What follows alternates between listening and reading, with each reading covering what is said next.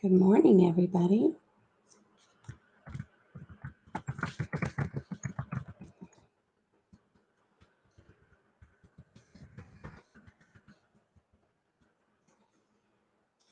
Good morning, Lynette, correct?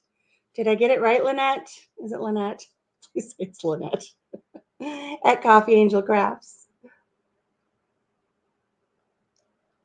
I've got my favorite coffee cup out here this morning that everybody liked on my live last time. Yay! I got it right. I'm probably going to question myself every single time, but I remembered, so that's pretty awesome. I actually, Lynette, I was on a live, was it Ridge Life, I think, last night. And Michael from the Green Acre had commented something. And then Eric from Bland's Promised Land Ranch had commented something, two separate comments. So I just answered in one comment and I said, thanks, Michael and Eric. And then Eric's wife, Monica, chimed in with this ha ha ha ha. it's Eric and Monica, not Eric and Michael. It's like, no, I'm not even there. I was referring over here. I know your name is Monica. I know it's not Eric and Michael. Good morning, Denise. Denise, I brought a couple things from my live just for you. Just for you. You had said earlier on Facebook, I got a tickle in my nose, that you would be stopping by. So I got a couple things just for you because I know you like thrift store finds. And I have not done a thrift store video lately. So I just grabbed a couple things I've got lately and I brought it up here to the table. I'm sitting at my island here in the kitchen. I was going to do this from my summer kitchen today, but it's very muggy. We have a lot of drizzle in the air and the air is very heavy and my inhaler is out and I've got to pick up another inhaler. So I thought instead of tempting fate, I'm going to just stay in the kitchen where I've got the air conditioning on. I got a fan blowing on me and then my breathing won't quite be so bad. And look, I remembered my glasses. So not only do I look smart, but I can read the comments. Good morning, Yogi Hollow Farm. Lisa from Yogi Hollow Farm. She's got quite a busy day ahead of her, so she's chiming in. She won't be commenting. Ooh, these must be more strength than I'm used to because I'm feeling a little. Woo! Hi, Andale. How are you doing? Look at everybody chiming in already. I've only had one sip of coffee. We've got 5 people in here. The question is will I be able to keep you all enthralled? Will you stick around? We shall see. So I've got all of my little accoutrements here so that I can have everything I need while I'm talking to you. I've got my coffee, my water. I have my fly swatter just to kind of keep Louie at bay because Louie likes to show up and attempt to do the backstroke in my coffee. I have some of those thrift store finds for Denise to see.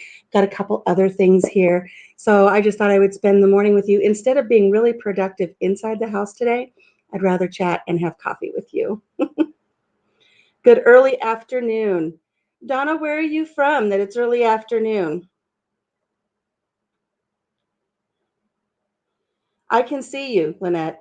Can you see me? I even put lip gloss on for you guys. I didn't do the hair.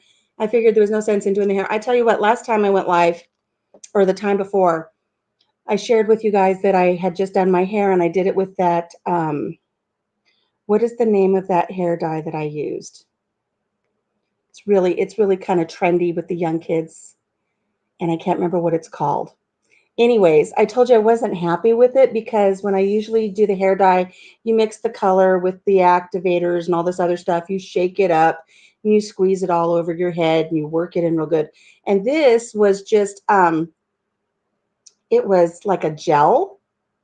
Gosh, I wish I could remember what it's called. It was like a gel, and I worked it in, and this a couple weeks ago. This was colored, and it's already washing out, and it is a semi-permanent, but I should get more than 1 or 2 washes out of it.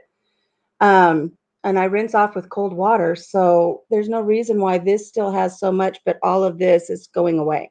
Not real thrilled with it. It's called like razzmatazz or spike or I don't know, something really weird that I know the kids would make fun of this old lady for not getting it right. You like the plan of chatting over coffee. South Carolina. So South Carolina, You're 1 hour ahead of me, so it's just now 11. So it's still kind of morning there, Donna, but we'll go with the early afternoon. We will go with that. So I'm not real happy with my hair. I'll be doing it again, and I will be going. Hopefully, I think what I'm going to have to do is I think I'm going to have to go to a bigger town than the town I usually do my shopping at, to see if I can find more selection. Because I don't know if you guys are noticing this. Your grocery stores are staying the same, and even if the aisles are still the same, your quantity of availability of different products has gone from this to this. And I know where I get my hair dyed. I don't go to Sally's or anything. I just get it at, Wally World. It used to take up a whole half of an aisle. All these selections to do your hair. And now it's like this. And the ones, I think that's why I went with this other off brand that I'm not used to. I've got a scratch. I feel like a bug bit me when I was painting. So excuse me for being rude. Um, I didn't have Splat. That's what it's called. It's called Splat. That's the brand name. Don't get it. I didn't like it. It was very hard to rinse out, and obviously the color has not stayed well. That was a waste of $10. But the shopping has gone down to this now, and you don't have the selection you used to have, and that's why I had to go with that Splat. So now I'm gonna have to go up to the bigger town to see if other stores still have a wider selection. Good morning, Eric and Monica. I was just talking about you. I don't know who we have here, but if it's both of you or one of you, my hair is growing fast, isn't it? I have not as fast as my sister's, but it's growing fast. I've not had it cut in a year and a half, maybe close to 2 years. So it's really not growing fast, but for me, this is the longest it's been since I was bald. So that's not too bad. Dad always said 11 o'clock was after early noon. So he could start having his beer. Well, if we are still here at 11, I'll go get the coconut rum. Maybe we'll do something with that. I'm not much of a beer person. Hello, Eric. I got your names right earlier. I was kind of teasing Monica earlier because she had commented on something I said on Ridge Life last night when I was talking to you and Michael from the Green Acre, and she thought I was calling her Michael. So that was funny. You like that mug?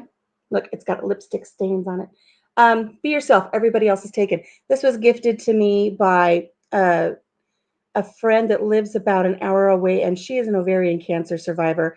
And about once a year, we get together for lunch. You want to hear a weird story? I'll tell you a weird story because I'm all about stories. So I met this woman through an ovarian cancer support group on Facebook. And just throughout different conversations and threads on this Facebook page, she had mentioned Iowa. And I said, "Where are you from Iowa?" "I'm from Iowa." And she told me where she was from. I said, "We should get together." And then we found a third person that lives in Des Moines in the capital, state capital. And it's like, we all need to get together for lunch. So we all converged. And it was easy for me to drive partway down to Des Moines and for this other young lady, Tracy, to drive west and pick me up at the interstate. And then we drove into Des Moines together. Had a really nice lunch, us three ladies. And we're all three survivors, and we're all doing really well right now. And we're really blessed and pleased for that.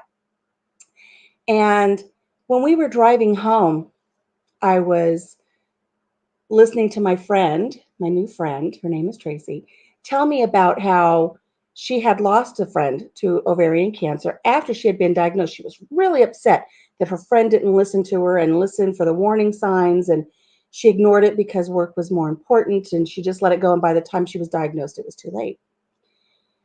And really sad. She was just really sad while she was driving and telling me this story. Now, remember, she lives an hour, I think she lives like 90 miles, 75, 90 miles away. And I said, "Oh, I know." I said, "Sometimes it can be so hard. And you go through a certain amount of survivor guilt." And I said, when I was still going through treatment, my brother stopped by one day and he said he had been at the post office. And he noticed that our postmaster had her fingernails painted teal, which is the color for ovarian cancer awareness. And he said, "Hey, I like your teal nails." And she said, "No, thanks. It's for my sister. She was just diagnosed with this." And he says, "Hey, so was my sister." So he thought I would be interested in knowing that our postmaster's sister had recently been diagnosed with the same thing I had been diagnosed with. So on a day after treatment, it takes me about 10 days after treatment to where I can actually feel like I can get up and do something. And it's really the first time I eat.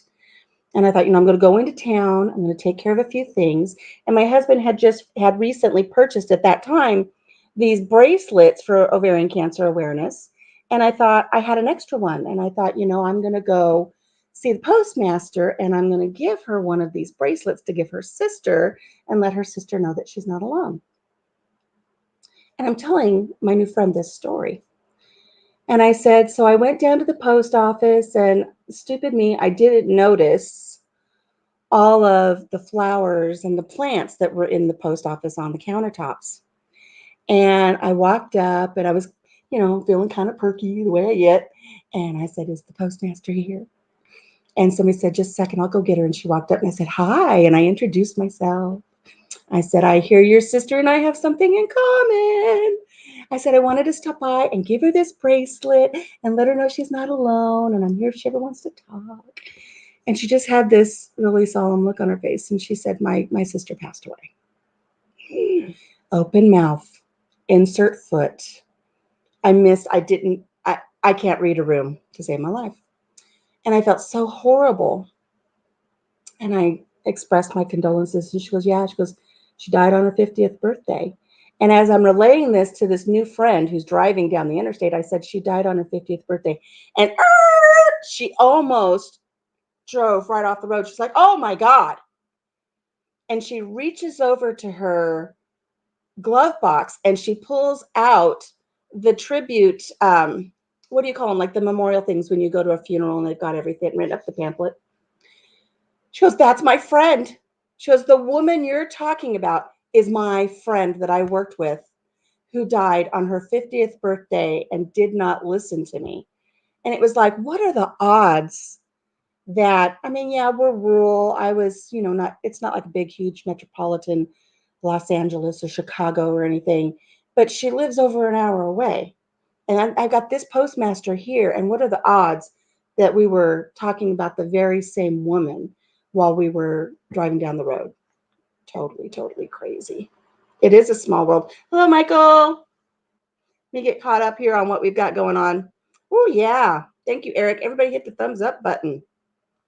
So I have moments like that. I don't want to call them serendipitous. That's not the word for it.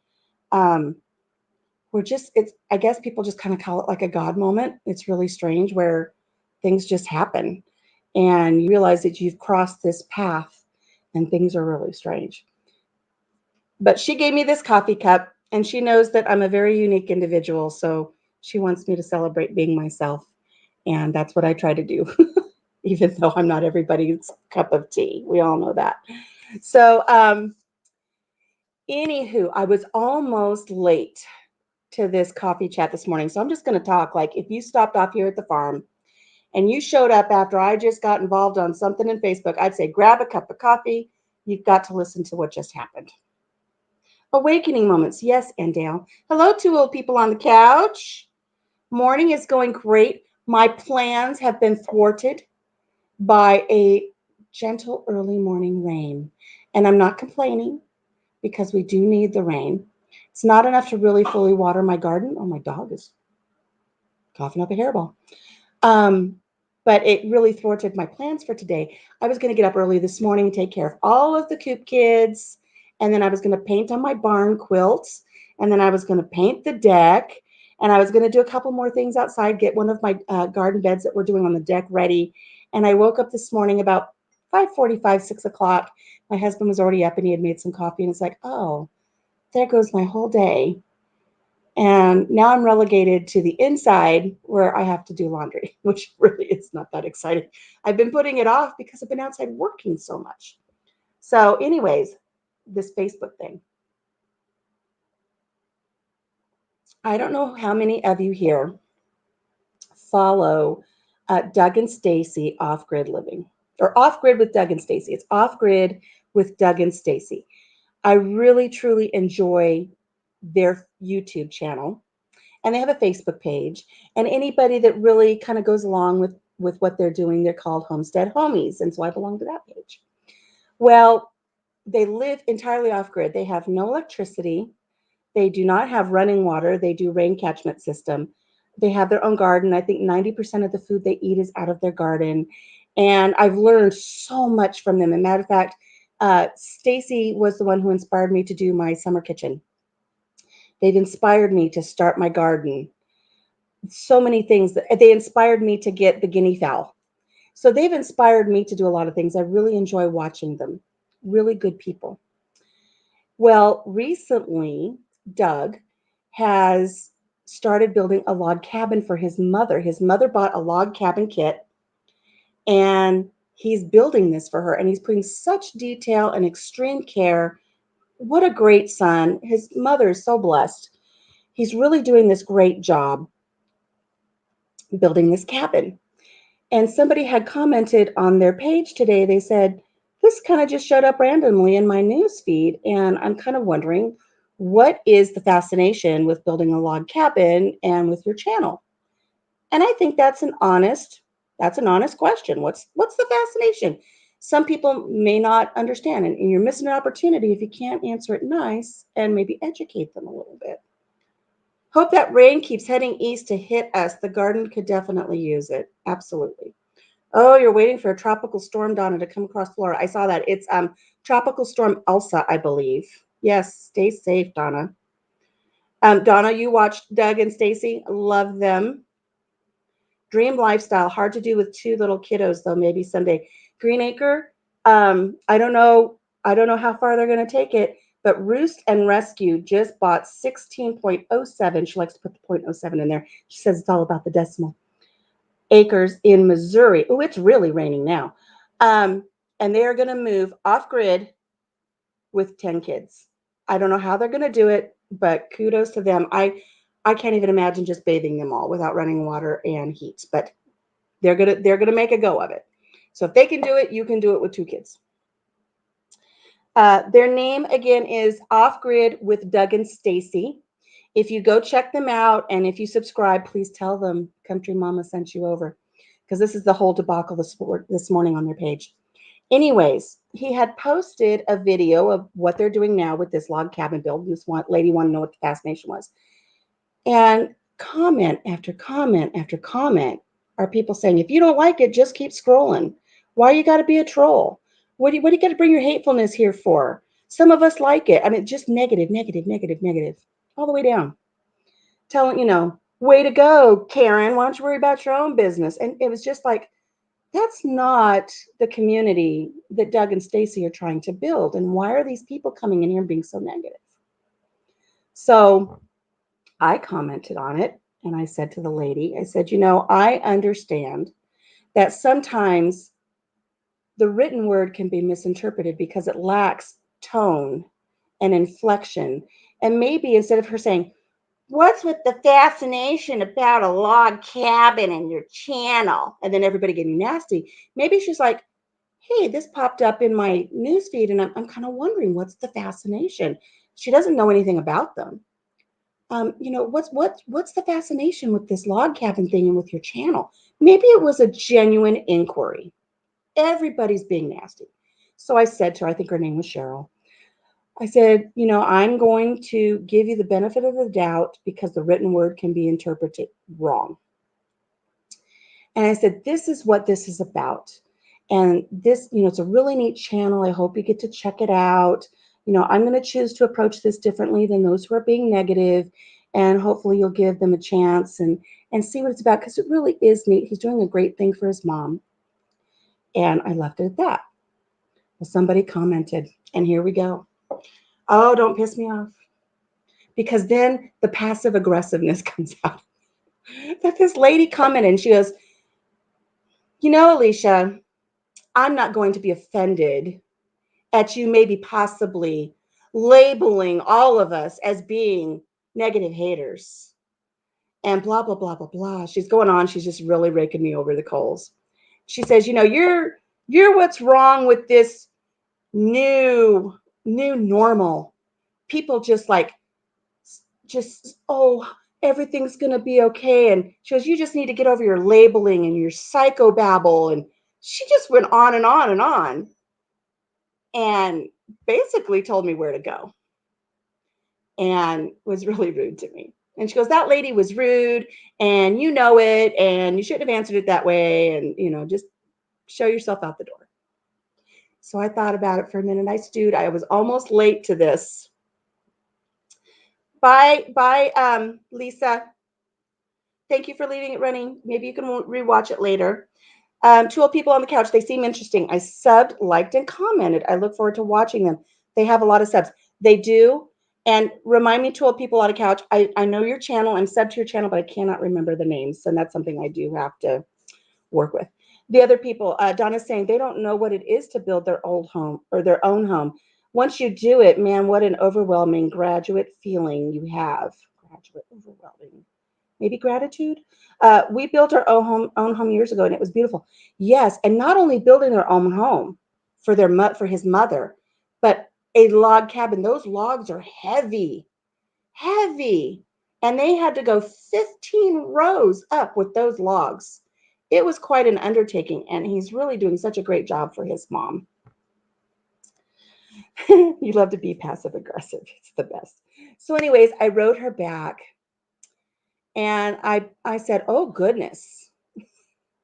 Oh, my goodness. Where did that come from? And I said, I certainly didn't label all of you in this group as being these negative people.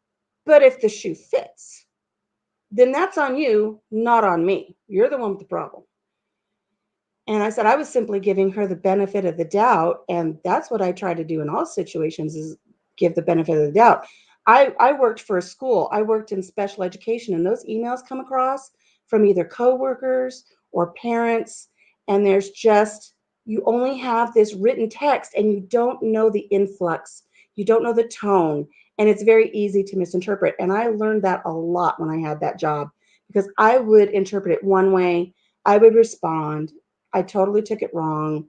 Then that parent is more upset with me. And then I have to not backpedal, but I have to do damage control. So I understand that happens.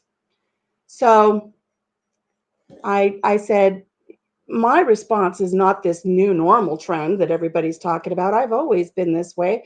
I learned a lot about being this way while I was doing my job. And I really find that your comment is much more rude and offensive than her original comment was. So, look in the mirror. And I said, if you are going to respond with, to go ahead and show myself out the door, that I don't belong here, save your breath. I'm not here for you. I'm here for Doug and Stacy. I'm here for the homestead homies that want to embrace this life of living rural and making the best of the plot of land that you have. It's not about everybody being so hateful. And I said, I'm pretty sure that if that lady would have shown up at Doug and Stacy's farm and said, what's the fascination? They wouldn't have met her with vitriol and hatred. They would have said, let me show you. Let me show you. Let me show you my garden. Let me show you what we're building for my mom. Let me show you our rain catchment system and how we have no public utilities. And let me show you how we've left the rat race of, I believe they used to live near Chicago, I think. And now they just live out there in the middle of nowhere and they are taking care of themselves. Let me show you. They wouldn't have been so hateful. So I'm waiting to see if she would have responded. I might have really been late here because I probably wouldn't have been able to let it go. Hello, struggle and strive. The written word can be challenging to interpret. I'll tell you what, before I got that job working at special education, the first time, this is before people were texting back and forth. This was before we had email even. I had to give a deposition for a court case. I was involved in a court case where I was in a car accident and I was not at fault. And I had to go give a deposition for the opposing attorneys, which is a little nerve-wracking. And I asked for a copy of my deposition and I got it. And it was like, that thick. And I read it. And as I read it, I would say to my husband, I didn't say it that way. That's not what I said. Just the placement or the omission of a comma or a period can completely change a sentence or a paragraph or a sentiment, and it totally changed. Here's one. Who has seen My Cousin Vinny? My Cousin Vinny, when Ralph Macchio has been arrested for killing a store clerk, and he thinks he's there because he accidentally shoplifted a can of tuna. That's what he thinks he's there for.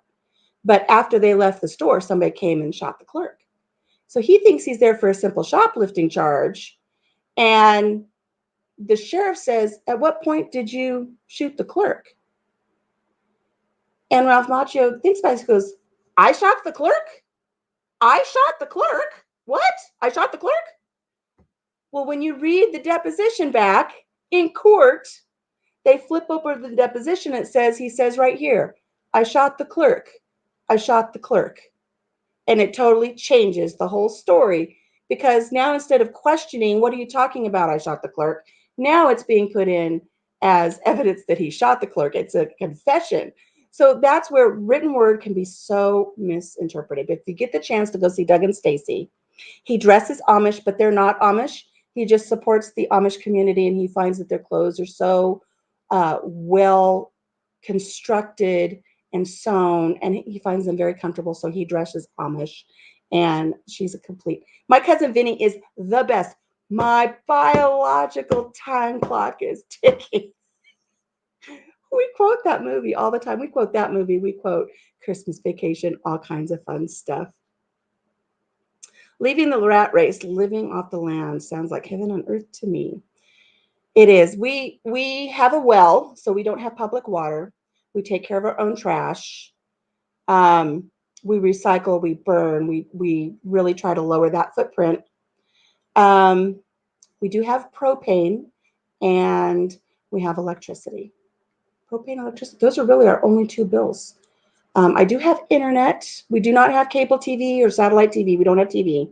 We do have internet, but I am off of a repeater off of my son's internet about a mile away. So yes, I have it, but thankfully we don't pay for it. So that's kind of nice. So we're going to see what that little negative Nancy troll has to say when I get done with my live today. And we'll decide if I'm going to be a little more passive aggressive and just tell her, "Bless your heart," or if I'm just going to let it go. I know that when it goes too far, it's just really not worth your time. I don't need that negativity in my life. But I'll get a few barbs in there maybe if I have to. A woman without her man is helpless. A woman without her man is helpless. See how the comments change? Comments change the whole thing. The commas, not comments. Commas. So I don't know if Denise is still in here, but Denise is my neighbor. She's a fellow cancer survivor. And she says she just really loves thrift store hauls. And I've done a couple, but I haven't done one lately. I've just been so busy. So I brought a couple things to show her. And I want to show you one of the really fun things I got. And it's full of my cucumbers. But look at this bowl. Look at this bowl from my summer kitchen. Isn't that adorable? And look, it has a teal butterfly. These are all my colors in the summer kitchen. And right now, it's full of cucumbers.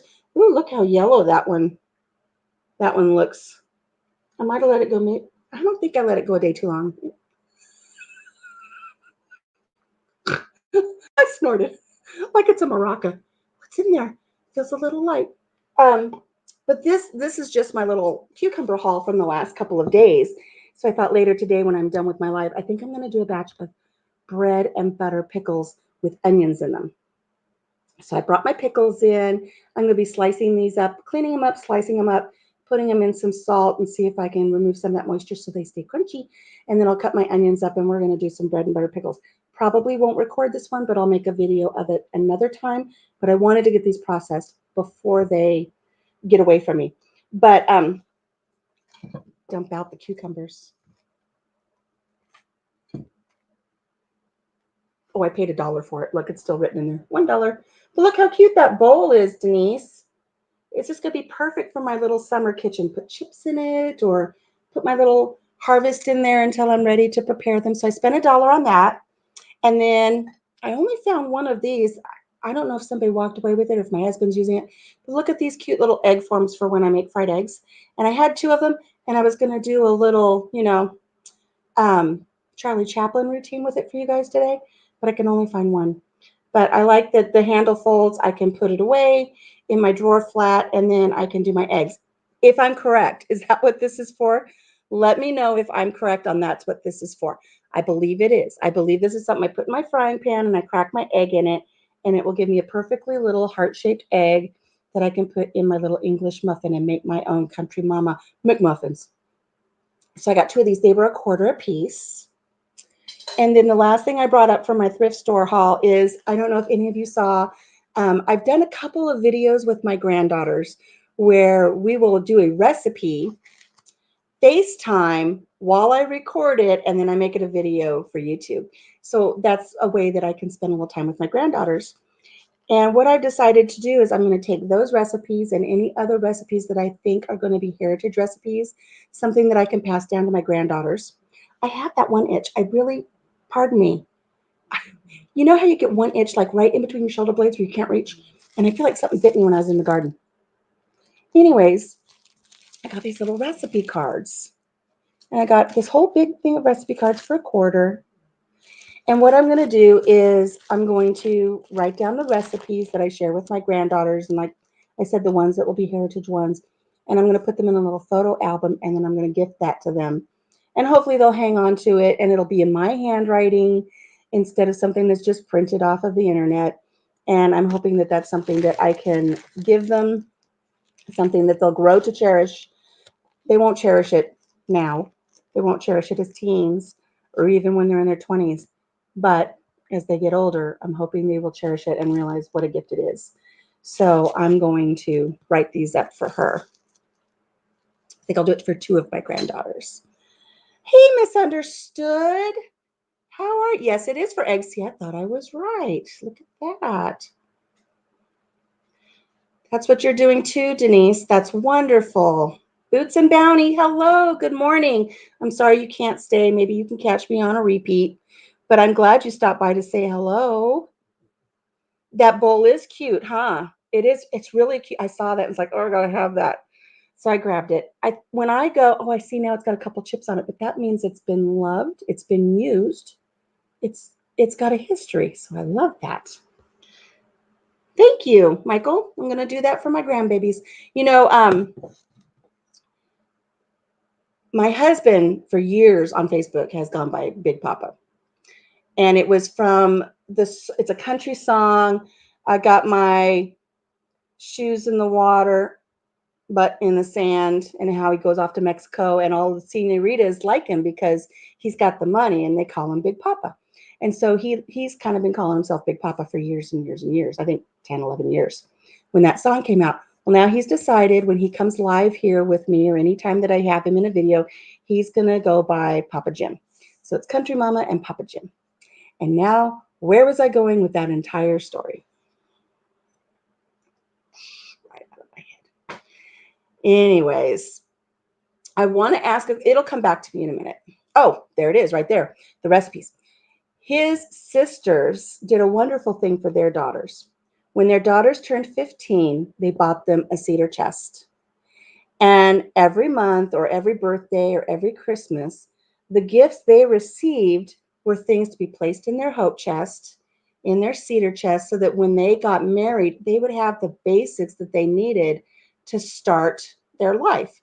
Now, of course, they were very traditional. They expected them to marry, become housewives, have their babies, and they'd have everything they need. But I thought it was so neat because they would give them just really, really unique and exquisite kitchen tools, recipe books, handwritten recipes from their grandmothers, and it was all just contained in that beautiful little cedar chest. And then when they left home and married, they had everything they needed. And I haven't been able to do that for my granddaughters, but I thought I could do the recipes. So that is what I'm doing. It is a good song. I want to know from Misunderstood, how is your ant problem with the aphids? Um, you were discussing you were having a bunch of problems with aphids, and I had shared with you that I'd made a video about using old bottles. When these bottles are done, you cut a little hole in them and you put a borax and sugar solution in them, and the ants go in there. Mine are working very, very, very well. So I'm hoping you were able to try that. See if that helps you with the ant problem you're having in your garden. Ants Ants are not your problem so much. It's the aphids, and the ants actually are farmers for aphids. Kind of like how you have a farmer that tends to a flock of sheep. The ants tend to the aphids. And what they do is they will carry, when they find aphids, they will carry aphids up to the very top of your plants. They want them up there. They want them up there because the aphids will eat the leaves or eat your blooms. And when they do that, the plant is injured. And so the plant secretes a sweet substance, and it's called honeydew.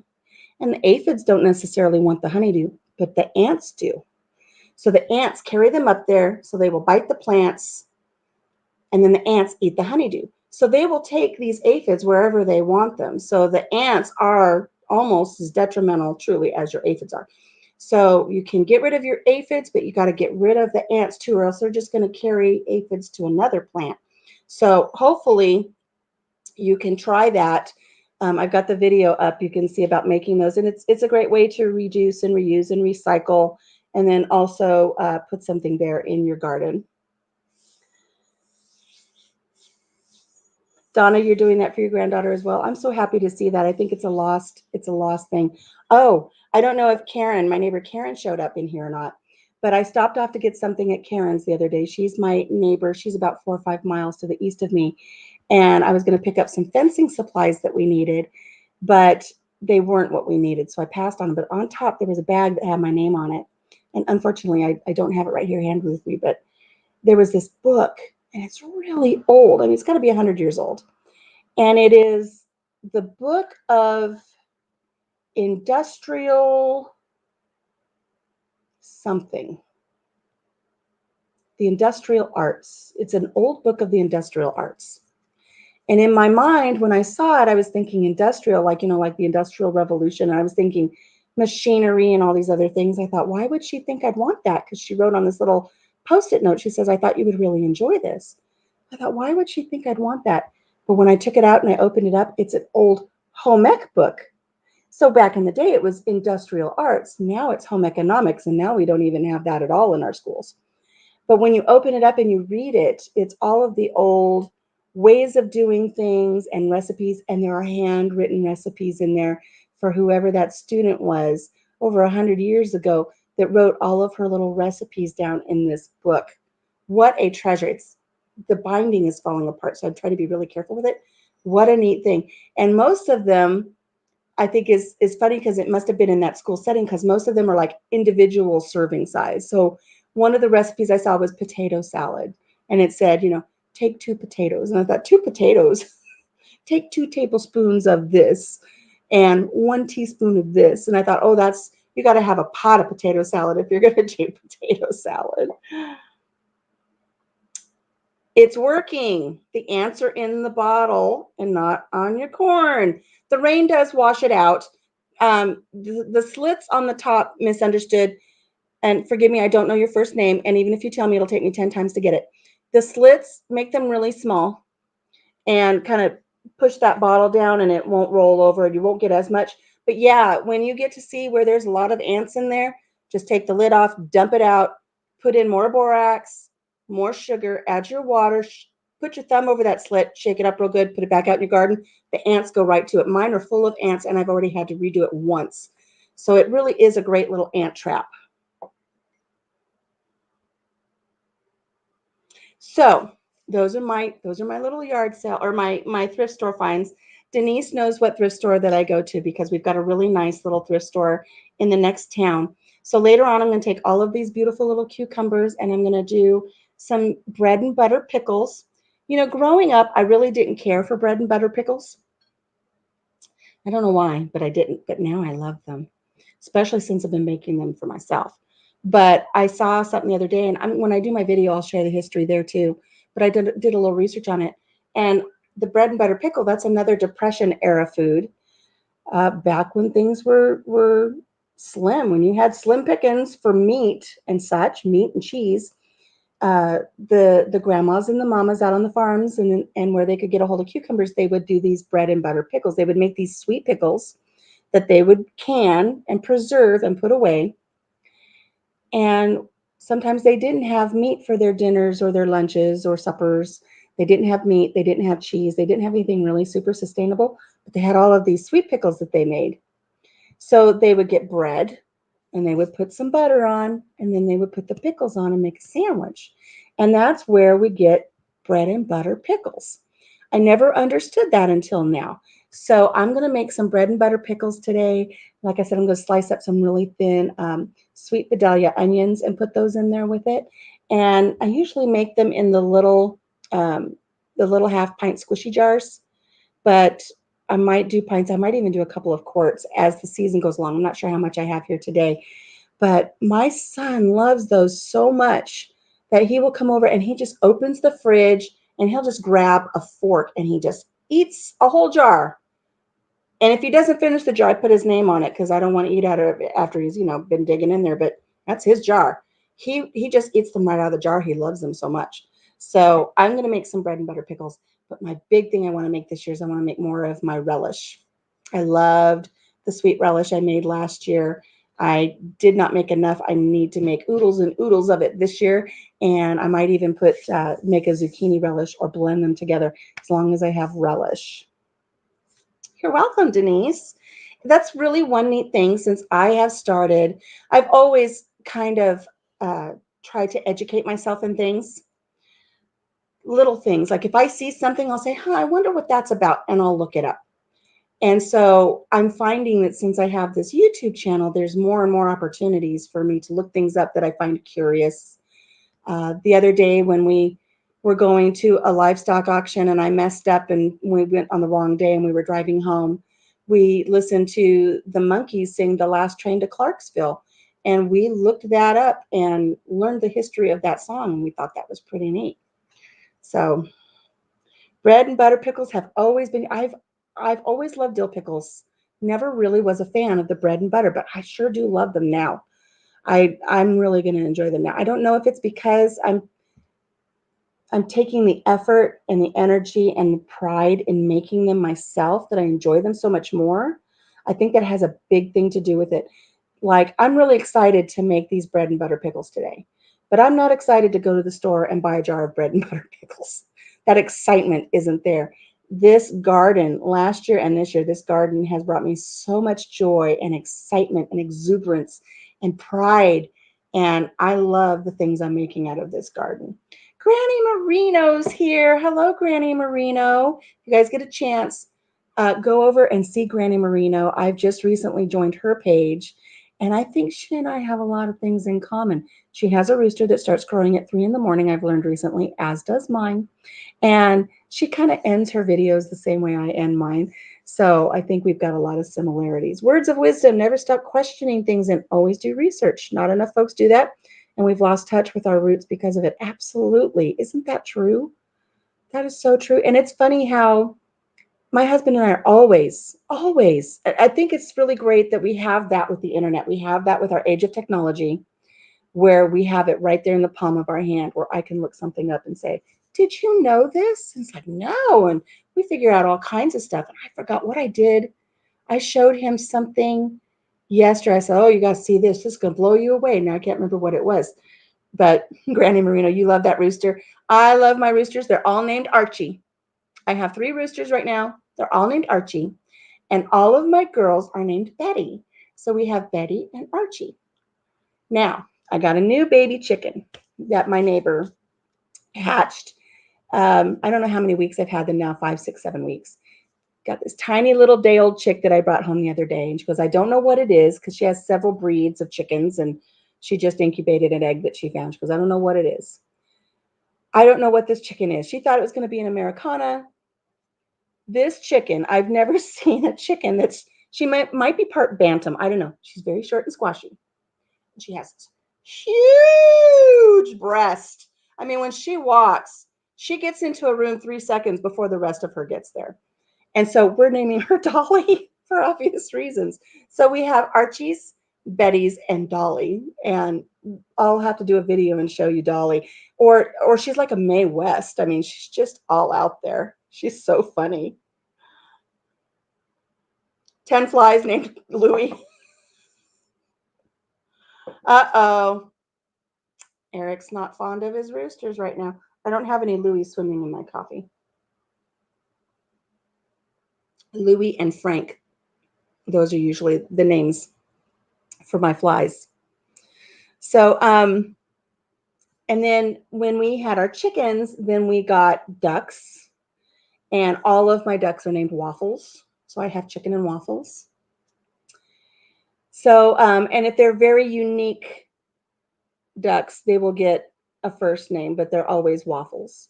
So right now we have three out in the duck yard, and we have Freckles, Mr. Green Jeans, and the Governor.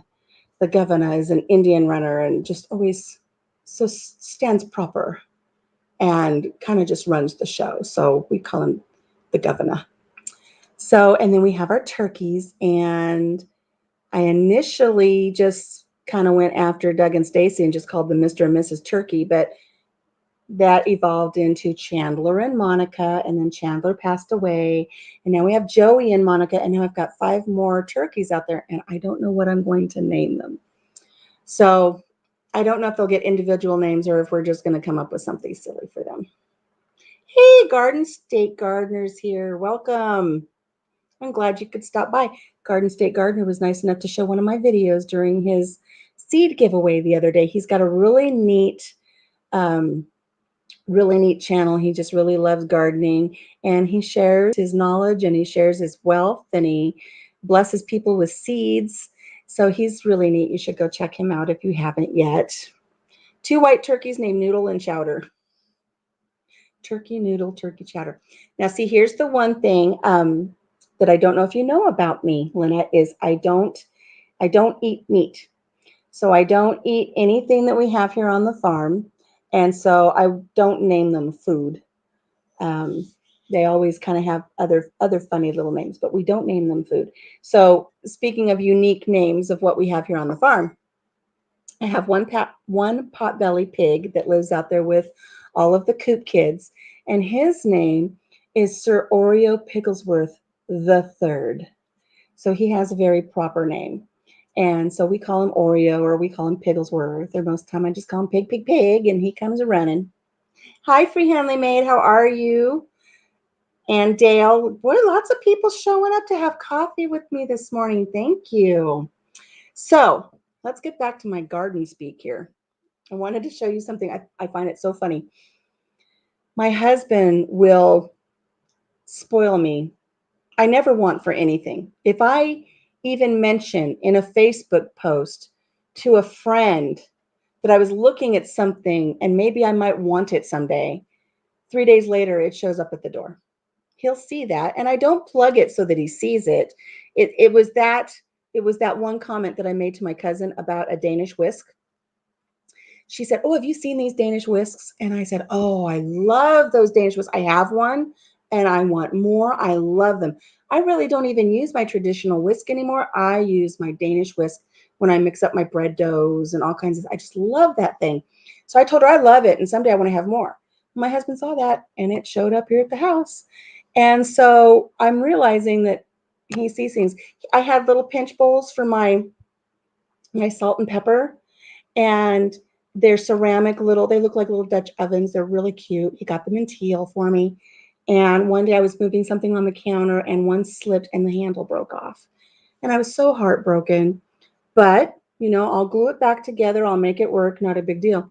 2 days later, little Dutch ovens showed up from Pioneer Woman, and they're enamel, so they won't break. And I didn't even have to ask for them. So they're sitting over there now with our oh gosh, what's that salt? Redmond's salt. We get the Redmond salt, and see, that's something I learned from Doug and Stacy, and our pepper. So we have our little pinch bowls. But I was talking to him the other day. We are so excited about our tomatillos that are coming in. I purchased, and this is one thing I learned. I've never raised tomatillos. They're not tomatoes, but they are cousins of a tomato.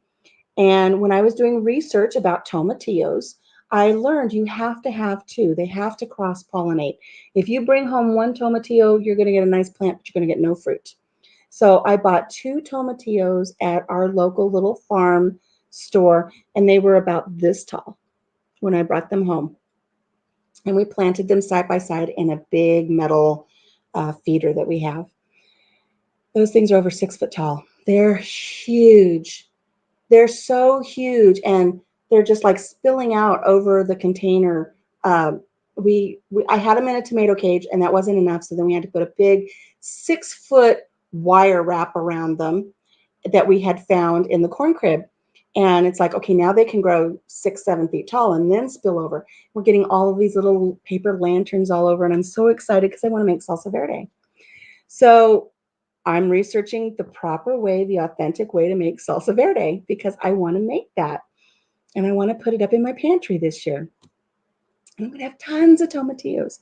So I'm watching these videos, and my husband's watching me watch these videos. And does anybody want to take a guess what showed up in the mail last week? I'm going to give you guys 10 seconds, 20 seconds while I take a drink. Who wants to guess what showed up in the mail for my salsa verde adventures? Papa Jim is a great guy. He really is. He really is a great guy. Hi, Eagle Flight Farm. Hello, Shelly. I hope you're feeling well. I know you've been a little under the weather, so I hope you're feeling well. And Free Handly Made. I'm trying to remember what your name is. I've not asked you, but I've seen it in other avenues. Is it Nisi? Free Handly, is your name Nisi? Let me know if you're comfortable with that.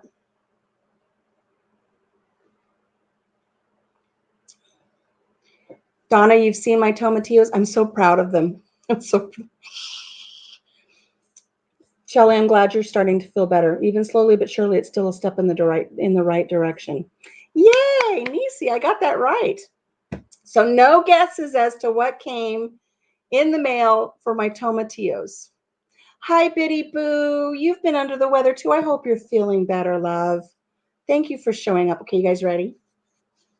Biddy Boo, I was just telling everybody that my husband got me something for when I use my tomatillos to make my salsa verde for the first time ever, and I've been researching it. So does anybody want to guess what came in the mail? I'm going to reach over and grab it, and hopefully I don't drop it on my toe because then I'm going to be in trouble. Yes, Free Handly Made has a wonderful channel dedicated to autism and all sorts of wonderful things. Here it comes. You ready? Look what he got me. I don't even know how to pronounce what this is. He got me one of these. I know it's like a mortar and pestle, but that's not what this is called. This is called, I'm going to hold it up, and then I don't even know if I can say it. It's a molcajete. Molcajete. See this? Look, where's it? Molcajete. It's not your traditional mortar and pestle. It is a molcajete.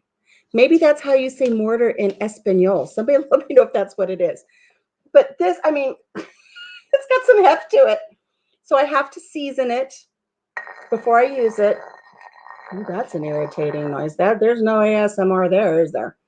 I have to take some olive oil and garlic and salt and really grind that into this and then clean it, and it will be seasoned. And that it will be the first step then when I do my salsa verde will be oil or is it just salt and garlic? But that's what I'll be using this for. It's stout. Isn't it cool? Oh, you know what? This is going to be my exercise for the day. Since I'm not working out in the garden or painting or anything, this is like, it is heavy. And I really do have a fear of dropping it on my toe. I dropped a cinder block on my big toe the other day. Oh, my word. You have one, but you haven't used it. Well, maybe I'll put a video up and it will inspire you to use it. Denise, are you growing tomatillos this year? I'd love to know if you're growing tomatillos. Biddy Boo, still feeling yucky. Biddy Boo's name is Dana. I hope she doesn't mind me saying that. Biddy Boo and I are new YouTube friends, and she doesn't know a lot about me yet, but I don't know if she knows that because of chemo, I kind of have this chemo brain that lingers, and I can't remember things. I used to be very good with names, and so I'm trying to remember people's names instead of just saying things. Green Acres never heard of it. Misunderstood thinks it's cool. Crap Shoot Creations always leaves me an awesome high five. I love it when he watches my videos or she watches my videos and they comment and they're always like, hey, high five for your channel or great video. Very inspirational. They're so great. Daz is in the house. Daz from Australia wrangler of all things, including kangaroos that come into his yard, has joined us here in the kitchen. Everybody say good morning. You're sorry you missed everything so far. Went on a family kitchen cleaning spree. I was just sharing with everybody, Daz, that it's raining here today in the Heartland, and I don't get to do my outdoor chores, so I will be doing a kitchen cleaning and laundry. Yeah, Daz is in the house. Okay, Biddy Boo, so you understand. You and I, we may not have the same issues going on, but we feel each other. We get it. We get it. So, um, what was I going to talk about next? What do we have here? What do we have here? I have something I kind of want to show you, but I don't want to show you because I kind of want it to be a surprise. But I kind of want to, I'm going to just like give you a blip. Um, I had my contest for my barn quilt contest for my corn crib, and my corn crib is 119 years old. And I wanted to do a barn quilt on the front of it. So I did this barn quilt through the month of June. And then I had all of my top selections put out for my husband to look over to help me select one.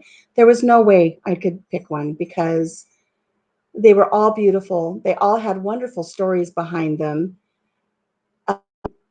I don't want to disappoint anybody. I have a really hard time disappointing anybody. And I didn't want to hurt one friend's feelings over another. And when I say friends, I mean, these are my YouTube family now. These are not people that I've met or that I hang out with. And I didn't want to hurt anybody's feelings. So I put them all together in this little digital photo album and I showed my husband. And I said, which one really speaks to you? And he had two or three that he kept coming back to. But he finally decided on one. And so I got my grid ready on paper so I could lay out all of my squares.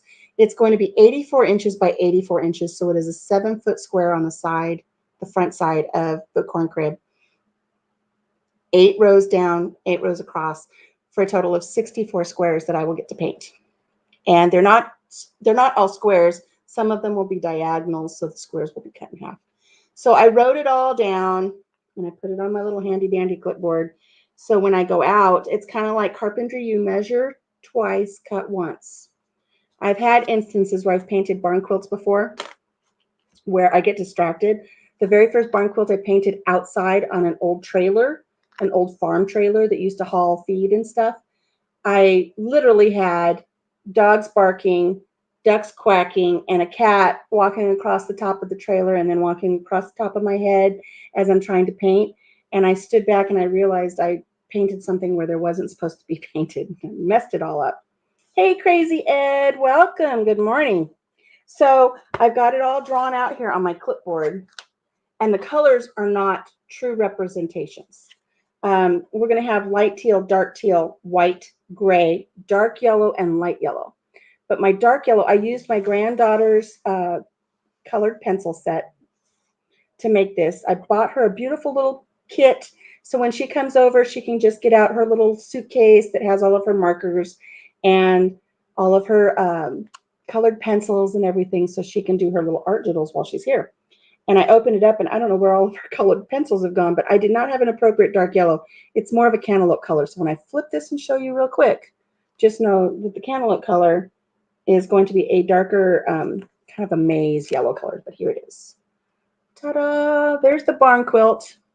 There's a glare on it. There we go. So there's dark teal and light teal in the center, followed by the yellow or the white, and then the edges. So when this is actually painted, it's almost 3-dimensional. It's going to pop. And so I went out yesterday, I think it was. 2 days ago, my husband went out and we laid out the grid. I've got strings that represent all the way down, and then 2 boards across will be 1 square. So we got it all mapped out. It's all in this grid pattern for me to just go paint. And I think I did a total of 6 squares yesterday because I already had some gray paint on hand. Isn't that a pretty barn quilt? It's not a true representation because the colors are off, but once it's painted, I promise you it's going to be beautiful. You already love it, Misunderstood. I can't wait for everybody to see it.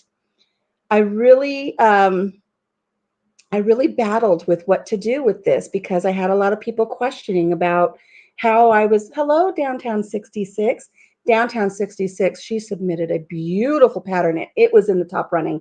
And I don't know if, and I can't remember Downtown 66, I think it's Laura, I think.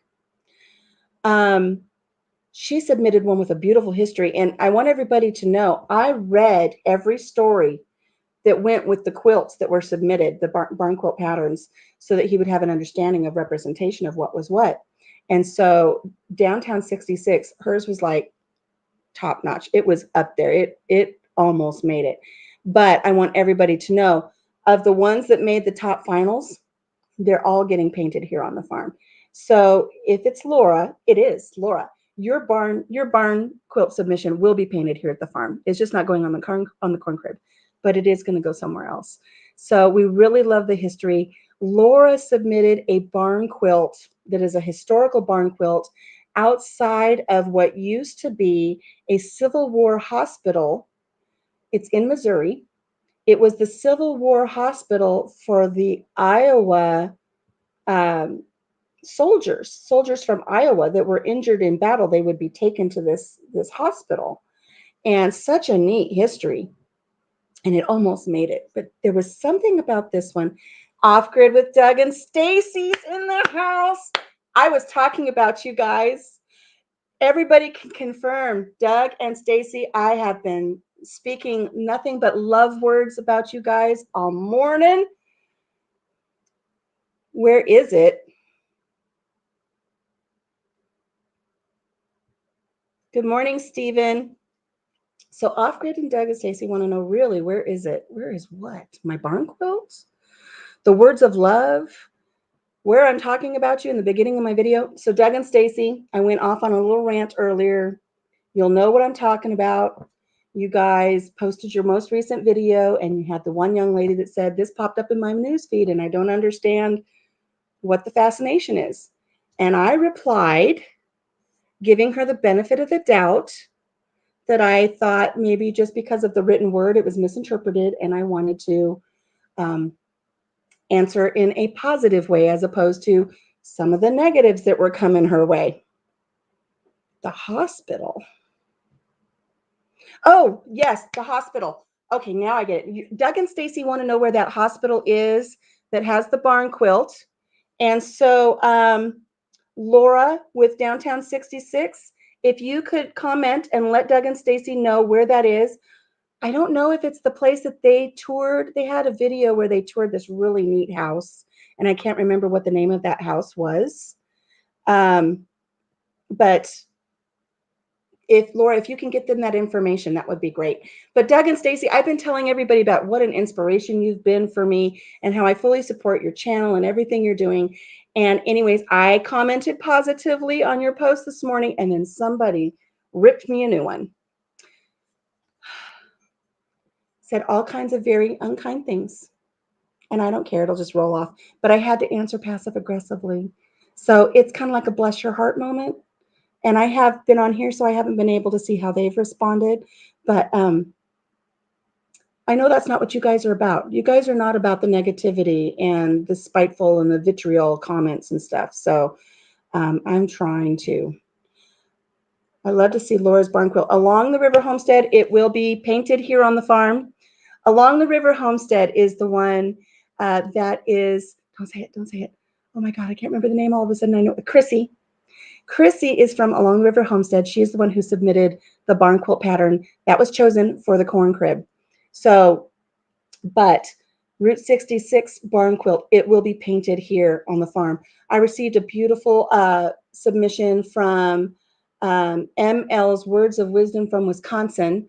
And that one was going to be a little bit too detailed for me to do standing painting up on a ladder, because I'm going to have to be on a ladder for the one on the corn crib.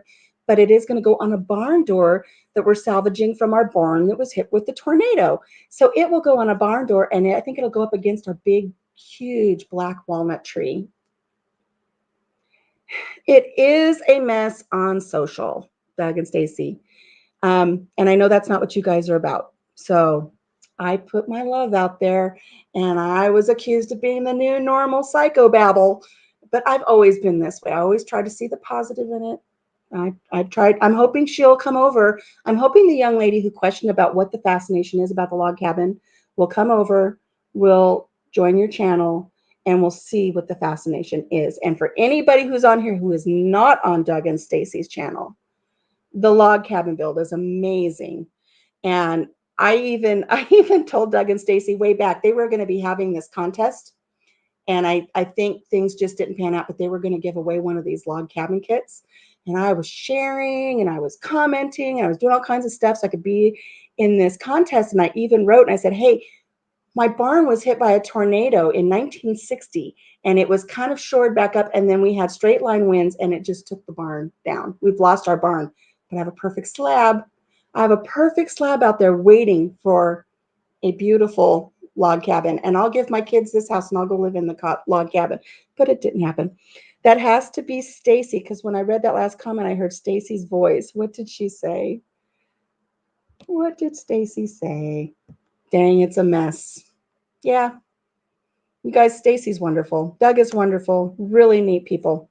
What's the history on barn quilts? How did they start? What do they mean? I could look it up, but like listening to you talk better. Okay, all right, Michael. Um, there are a lot of different stories back and forth about the barn quilts.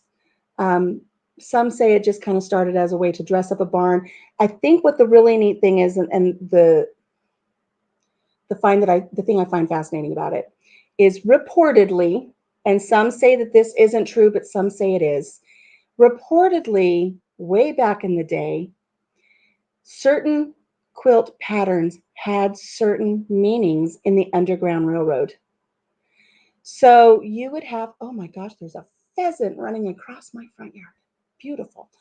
Um, when you would have, and forgive me if I, because we're in this new era, forgive me if I say things the wrong way, but I'm going to say it. Underground Railroad was dealing with the freeing of the slaves.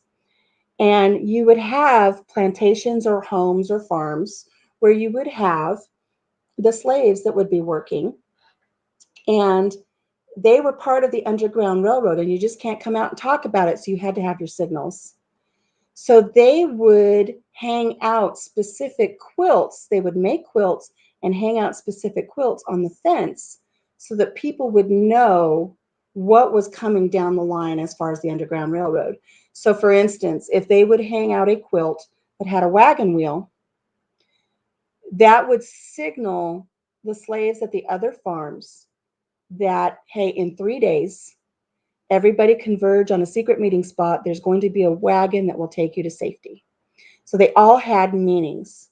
And every quilt pattern has different meanings. And I'm going to admit, I've been meaning to look up this specific quilt pattern's meaning, but I've been busy.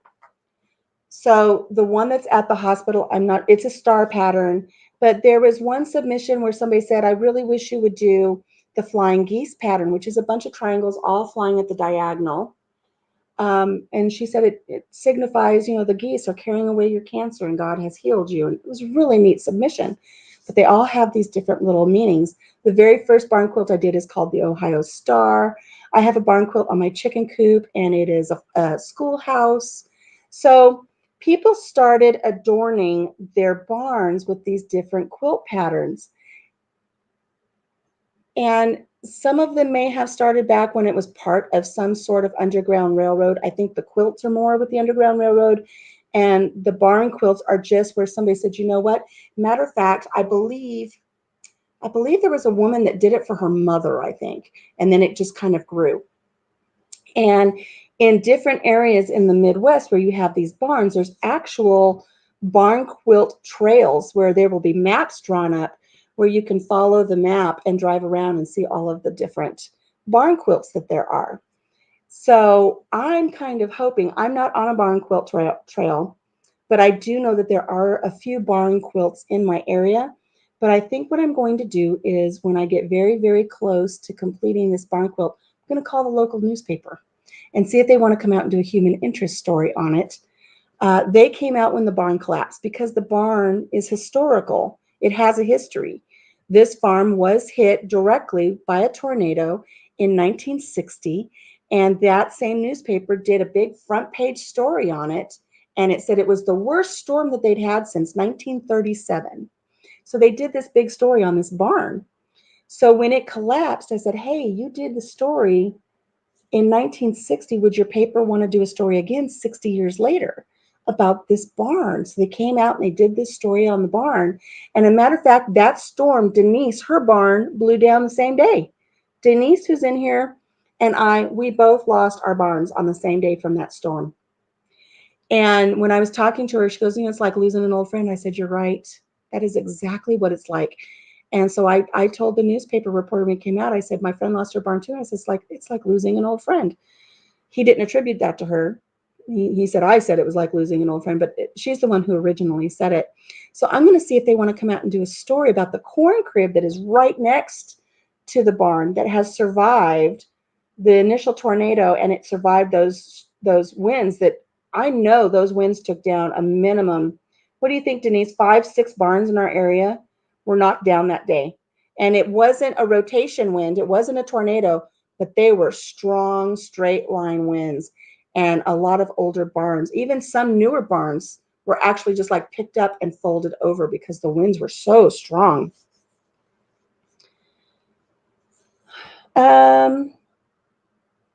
Call whoever, has the tourism in your area. Barn Quilts Trail, good for the economy, especially in small towns. I'll do that, Downtown 66. Yes, Denise's barn fell down the same day. Mr. Boots and Bounty, that would not be. Who's Boots and Bounty? What are the names? What are the names? What are the names? You'll have to let me up on that one. I think it would be a wonderful road trip to go around and see all of the barn quilts, Coffee Angel. What was that name? Coffee Angel. Coffee Angel. I'm not going to spend my whole time trying to remember names. I'm sorry, guys. Off-grid Doug and Stacy were living in a father-in-law's log cabin that he himself built. There are huge splits in the logs inside. Is that bad? Maybe they'll be able to get back to you on that, Nisi. I think it's neat that you live in that. Yeah, I know part of it has to do with the Underground Railroad. So many neat things. Okay, so Doug and Stacy, you were wanting to know where that hospital is for the Iowa Civil War soldiers in Missouri. According to Downtown 66, and I see you gave a thumbs up, but I'm going to read it anyway so others see it. It's the old stagecoach stop in Waynesville, Missouri. So I'm throwing this out there. Oh my gosh. I'm going to do this. Oh, please say yes. Doug and Stacy, if you decide to take a day trip to go to Waynesville, Missouri, to go to the old stagecoach stop to see that barn quilt, I will drive down and meet you. I would love to meet you in person. I'm not going to be able to make it to the conference, but I would drive down and go see that barn quilt and meet up with you. Would you please let me know if you'd love to do that? I'd love to get that on the calendar. I know you guys are busy. I know you're really busy, and I know you've got the build and everything. You were wrong. It was Doug. So it was Doug that said that earlier statement, not Stacy. Always Doug. Doug is a pip, as they would say. I love Stacy's countenance. Stacy has a wonderful countenance. Doug is a little bit smarty pants sometimes, and that's me too. So I love the countenance that Stacy has, and then I love that little bit of a pip of a little bit of smarty that Doug throws out there every once in a while. They're so neat. So neat. I love watching them. I love spending time in my summer kitchen that they inspired, all kinds of neat stuff. And Doug and Stacy were kind enough when I was wanting to buy a Berkey. And maybe you guys will remember this, Doug and Stacy. I wanted to buy a Berkey because you had done your video on your Berkey that you had received. And I thought, man, we need that here on the farm because with our well, the well water is wonderful, but it's not always that great. And we probably should filter it. And so I wanted to buy a Berkey, and I showed my husband, Papa Jim, and like I said, he spoils me, he'll spare me nothing. I said, look at this. Look what Doug and Stacy got. And he's like on the computer. He's going to buy one for me. He gets it in the cart. He goes to finish paying for it and everything, and it says, sorry, this can't be shipped to Iowa because of certain regulations. Iowa and California, the Berkeys cannot ship to. I was heartbroken. And I'm on Homestead Homies and I'm typing. It's like, I can't get a Berkey. And Doug and Stacy put up a Berkey and I can't have a Berkey. And I'm heartbroken. You know, Doug and Stacy said, you know what, Country Mama? If you want to ship it to our place, we'll accept it for you and we'll make sure you get it. Who does that? Good people do that. That's who does that. They are good people. And it would have been a great opportunity to maybe say, hey, yeah, if you'll do that, I'll meet you at the state line or something. We'll meet up because, you know, I'm really pushing to meet. I'm not stalking you or anything, Doug and Stacy. But I told them, I said, no, thank you. I appreciate it immensely. I appreciate it to no end. But their whole channel is about being resourceful and self-reliant. And I told them, I said, I'm going to figure this out. I appreciate your willingness to help, but I'm going to figure this out. And then if I wouldn't have been able to figure it out, then I would still say, hey, can you still help me with this? But I did figure it out. And I did a video and I made my own. I made my own Berkey out of 2 stainless steel stock pots. I had found some videos, I'd done my research, and I was getting ready to make it. I had all of my supplies, I had filters, I had everything.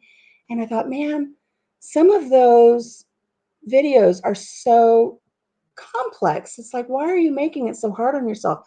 Some of them are using funny tin snip cutters and cutting things out and gluing things together and taping things together.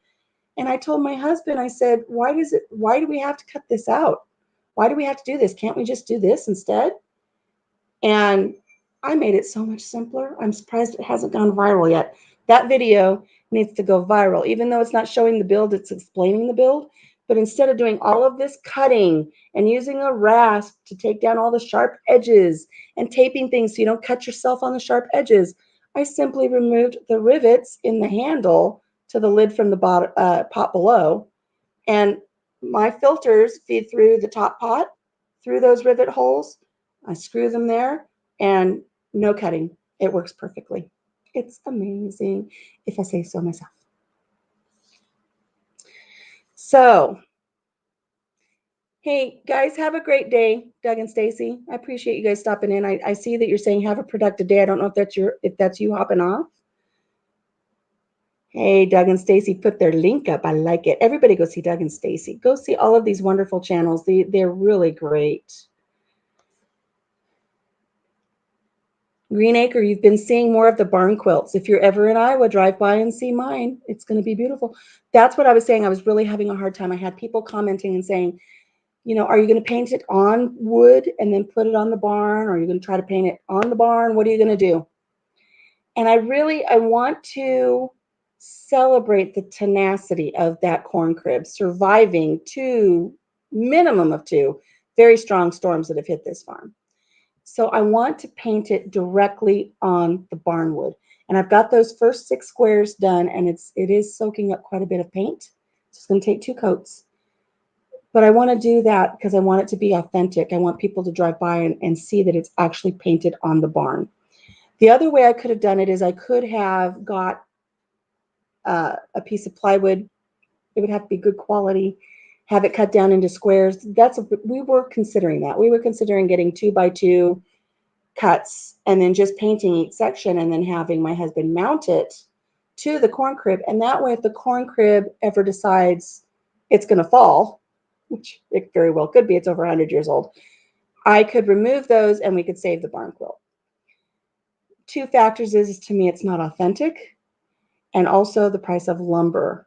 I don't want to spend the equivalent of $160 to $200 for wood for a project that really I just want to invest in the paint and my time and my love of the project.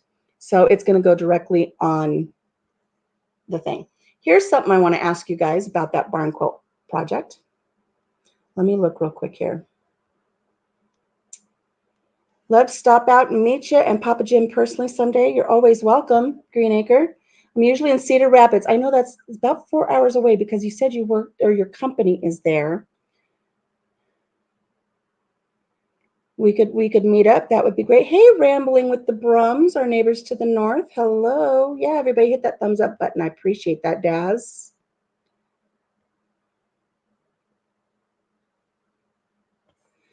I always find it so awkward when I have to kind of stop and read things, but then I miss out on so much, but I know it's awkward for you guys.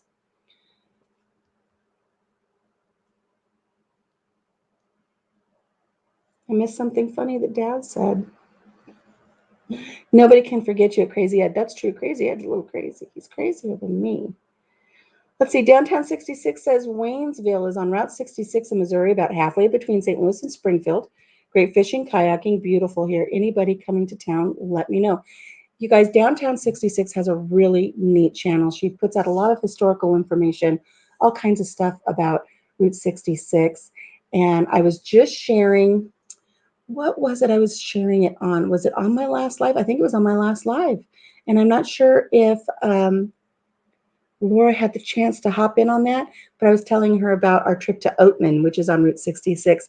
That's when I first fell in love with donkeys, and I had to have a little donkey, and then we had these little donkeys. And that's where it all started, was on Route 66. And my sister was born in Kingman, Arizona, which is on Route 66, and we live right next to San Bernardino, California. Did I say Kingman, Arizona? Kingman, Arizona, San Bernardino, California. We lived right out there by Route 66. So we've been to quite a few spots on Route 66, but Oatman is great. You guys, if you ever get a chance, if you ever travel out to Oatman, and I believe it's not California. It's kind of where the states converge. And I don't remember if it's Oatman, Arizona or Oatman, Nevada. And maybe Laura can correct me on this. But there's this little mining town called Oatman. And the miners moved in and they brought their pack mules with them, their donkeys. And it was during the gold rush. And all of the miners were there and they built this little town. Well, after the gold rush, the miners left, but they left the donkeys. So there have been generations upon generations upon generations of these donkeys that just roam the hillsides, roam the town. They've had their generations of babies and grow up there. And the donkeys just do whatever they please. They walk up the boardwalks and walk into the stores. They walk all along the streets. You can't travel very fast through there because there's donkeys in the road. And they're cared for, they're taken care of. They are that community. So you can even go into the store and you could buy a bag of carrots and then go out and feed the donkeys. And it's really, really neat. But what I find really interesting, and I never got to do this, but there is a hotel there. And when I say hotel, I'm talking like an old saloon with the hotel up top, because remember, this is gold rush days. And Clark Gable, and now it's somebody tell me who Clark Gable was married to, because now it's skipping my brain. Clark Gable, what was her name? Somebody tell me who Clark Gable was married to.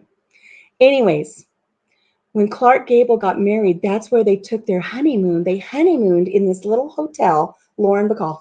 Thank you. Clark Gable and Lauren Bacall. They took their honeymoon in Oatman. Now imagine, these are Hollywood movie stars. They can go anywhere they want. But they chose this little desert community out in the middle of nowhere and stayed in this little hotel. And I always thought it would be so neat to go stay the night there and say, I stayed where Lauren Bacall and Clark Gable honeymooned. But we were never able to do that. That would be so neat. Such a neat thing. Oh, Louie and Frank both showed up at the same time. Somebody's talking awkwardness.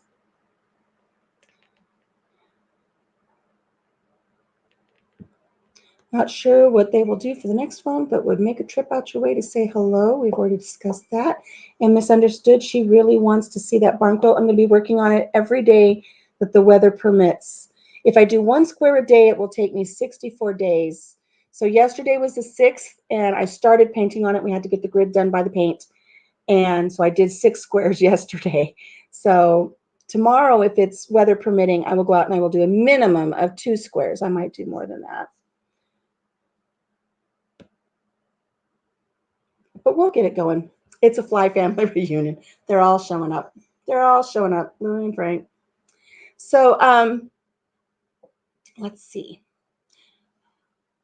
I'm in the process of editing a video. It's not an interesting video per se, but it is, something we've done here on the farm. We added onto the edge of our chicken coop we added a chain link enclosure so that we moved the baby turkeys out there. And I think we've discussed that before, that we moved all the baby turkeys out, and the guinea fowl Keats, and, you know, Dolly, our little chicken who's very breasty, she's out there now. And I got the Keats when I think the Keats were 2 or 3 days old. And we've already discussed that I like to give unique names to my animals. Makes you part of the chat. We're not worried about the silence. Thank you, Daz. I appreciate that. I do. When I got the Keats, I thought maybe I'll have a little boy Keat and a little girl Keat. So I named them Alex P. and Mallory. So who can tell me why I named my little guinea fowls Alex P. and Mallory? Does anybody know? Misunderstood, you have to run. I appreciate you stopping by. Please do it again, and I look forward to your future videos. I love watching you. I love some of the ones you've put out. Bye, Free Handley. Does anybody know why I wanted to name my baby guinea fowl, Alex P. and Mallory? I'm going to see if anybody catches on to where I was going with it.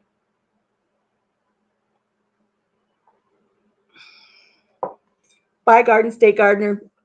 I'm losing everybody because I'm quizzing them. They must feel like they're in school and they have to bail because they have test anxiety. Okay, so I named my little babies, preliminary naming, Alex P. and Mallory, because a baby guinea fowl is called a Keat. So I wanted to name them Alex P. Keaton and Mallory Keaton from the show from the 80s, Family Ties. And Alex P. Keaton was played by Michael J. Fox, and Mallory Keaton was Justine Bateman. So I thought I would have Alex P. and Mallory. And we've moved them out into this little run that I've done the video on. And the other day I heard, and if Doug and Stacy are still here, I learned this from Doug and Stacy. I learned how to identify if you have a male or a female guinea fowl. Family Ties, yes. So they have not been vocal at all, but the other day I heard this sound coming from the deal. You had a crush on Mallory. I don't know that I had a crush on Alex P, but he was a funny character in that show for sure. He really kept his family on their toes, didn't he?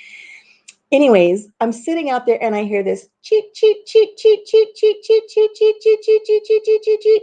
And I said, that's a boy. That is a boy, because Stacy taught us how to identify those calls. So I told my husband, I said, we have an Alex P, and now we just have to see what the other one does. So a female call for a guinea fowl is buckwheat, buckwheat, buckwheat. And I've been waiting and I've been waiting, I've been waiting. And I was out there the other day and I heard buckwheat, buckwheat. It wasn't, the influx was down, not up. And I told my husband, I said, I don't know. It doesn't sound like a buckwheat, buckwheat, buckwheat. It's something different. But I went out last night and I took them some feed. And sure enough, both of them, chit, chit, chit, chit, chit. So both of them, I think we've got 2 boys. So now I've got to come up with a different name for them. So since we can't have Alex P. and Mallory, and we've got 2 boys, it looks like, I told my husband, I said, we're going to have to come up with something different. So he said we should name them after the show in the 80s, and now Bosom Buddies with Tom Hanks and Peter Scalera, and now I can't remember their names in that show. But my husband looked it up. So we're going to see if we can name them after Bosom Buddies, because we thought that would be funny, because we'll have the 2 guys cohabitating there. And it's kind of dressed up. That little chicken turkey run that I built, it's kind of swanky. And if you remember the show back in the 80s, they were 2 guys. Their apartment complex got demolished, and one of their coworkers lived in an all-women's apartment complex. So they had to dress up as women so that they could be there and they could rent. So, you know, I've got like a patio umbrella in there, and I've got a swing, and it's kind of, you know, chic. So I think that fits for them. Bye, guys. Got to work on a school paper. How does it go again? Daz, you want me to do the calls of, is this oh gosh, who remembers that show? Omaha of Mutual. where they would have the Wild Kingdom. It's Wild Kingdom, Omaha Mutual. So Daz wants to know if I've got this right, if this is what he's asking. He wants me to do the sound of the ever elusive guinea fowl, which are from Africa, by the way. Did you guys know that? Guinea fowl are from Africa, and they're getting their feathers in, so they're getting this really neat little herringbone pattern of black and white little feathers. They're little dots, and they're really, really pretty. And they have very, very crusted little beaks, and they get little knots on the top of their head, and they have these funny little, they don't have their little wattles in yet. They're growing. They're starting to come into their own, but the feathers are starting to come in. So rambling is listening, but not going anywhere. So a male says cheep, cheep, cheep, cheep, cheep, cheep, cheep, cheep, cheep. And a female says buckwheat, buckwheat, buckwheat, buckwheat. And I just love listening to them. And I say that now because I've only got babies. Who knows what it will be like when they're full grown adults and they're squawking out there like car horns and car alarms all the time. Still waiting to hear what? Daz, what do you want from me? Don't make me scroll all the way back up. Daz, what do you want from me? Are you want me to do it again? Is this a joke? Are you punking me? Are you punking me, Daz? Denise says she used to have a lot of guineas. Did you like them, Denise? Did you enjoy having guineas on your farm? Do I have donkeys? I have one donkey left, Daz. His name is CJ, and it stands for Captain Jack because when he was born, he is a few spot albino. He is a mini, so he's under 3 foot tall at the withers. And when he was born, he had pink skin and violet eyes and just a couple of spots of color. But one eye is pink all the way around, and the other eye looks like he has eyeliner on. So he reminded me of Captain Jack Sparrow. So I named him Captain Jack, and we call him CJ. And he lives down in our lower pasture. And funny thing happened this weekend. I got a little bit of video of it. How does he sound? Oh, I can't even do that bray. He has the most pitiful little bray. He doesn't have a normal donkey bray. And I'm Daz, you're such a jokester. You're going to try to make me bray on live. But he doesn't do the hee-haw, hee-haw, hee-haw like most donkeys do. His is more of a crying wail. And he wails from down there. And, he'll wail and then he'll do a couple of hee-haws with it. But when the barn collapsed, we had nowhere to put him. And he was, I don't say thankfully, he was our last barn kid, because I do miss my barn kids. We bring animals here. They live their life on the farm until they pass away. They're not used for pleasure or beasts of burden, and we don't hook them up to carts to run them around. We don't eat them. We don't ride them. They're just here to live their life free of stress. And they live here until they pass away. And so when I had my diagnosis of cancer, I told my husband I won't get any more animals, which I lied. I did go pick up a blind pony. But one by one, they lived their lives and they had their health issues when we picked them up, and we knew that. And with our vet, we help give them the best quality of life they can have. But we were down to just this one donkey when the barn collapsed. So he has been moved down to our lower pasture, and we backed our stock trailer in there. And he's been living in the stock trailer for the last 2 years because we just don't have any place to put him. The corn crib is not safe to put him in. It has uneven surfaces, and I don't want him to break a leg or anything. So he's been living in the stock trailer, and it's worked out perfectly because there are ventilation slats along the sides of the trailer, but he's so short that when the wind blows, it just kind of blows over him. He's down and he's protected, and he doesn't get any snow in there or anything. But my husband, Papa Jim, he got feeling sorry for him the other day because sometimes he'll be out there in the rain. Sometimes he stands out there in the snow, and if it's really hot, he just stands out in his field. He's outstanding in his field. So I had to go up to our larger town to the north of us. It's about a 70-mile, 80-mile round trip. And he said, stop off at this one place and buy a carport. I want you to buy a carport. So I'm going to put a carport up for him so he's got a little protection from the rain. He has some shade, and he doesn't have to be in the stock trailer, and he'll get better ventilation in this carport thing. So I bought it, and he and my son worked all weekend putting it up. It's a soft-sided with a tarp. And then we'll what's the word? We'll strengthen it up and beef it up so he's got a nice place. So yesterday it was extremely hot, and the day before that it was extremely hot here. And where do you think that donkey was? He was not underneath the carport in the shade. He's out in the field standing in the sun.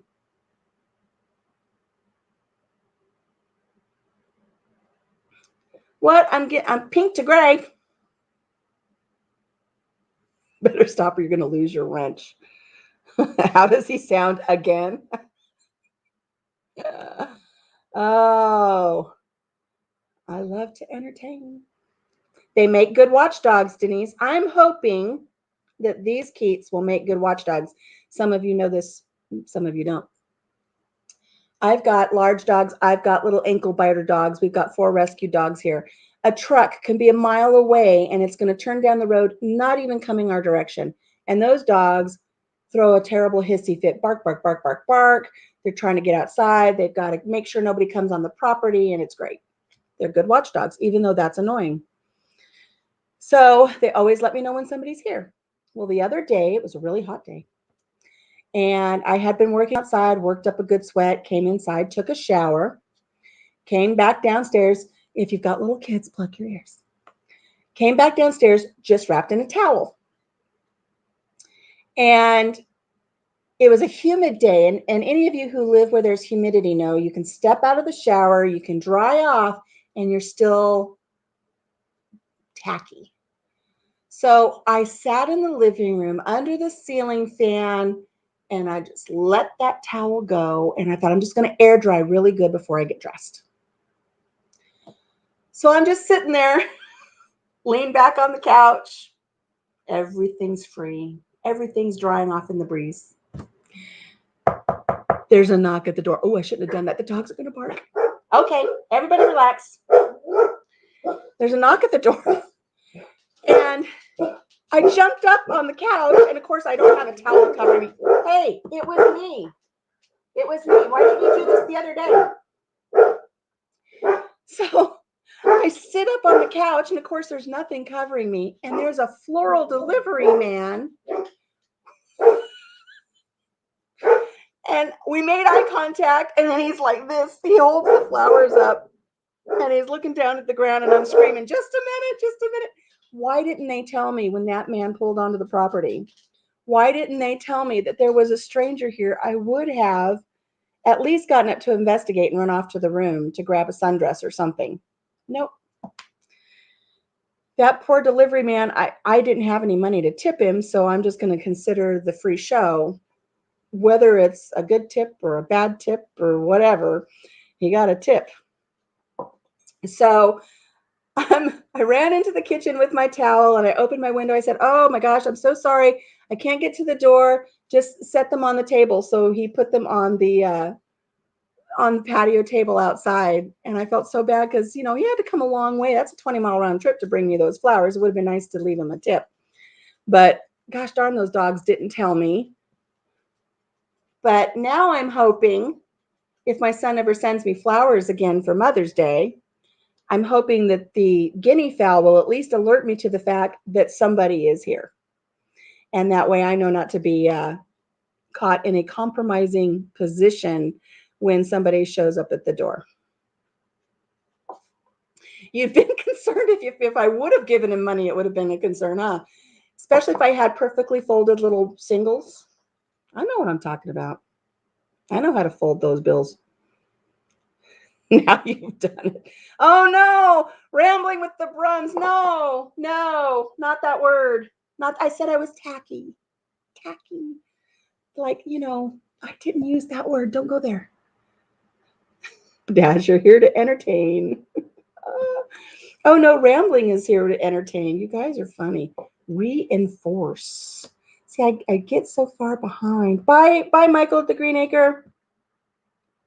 So yeah, somebody's going to turn my hair from pink to gray with all of this goofiness that you guys are having me do.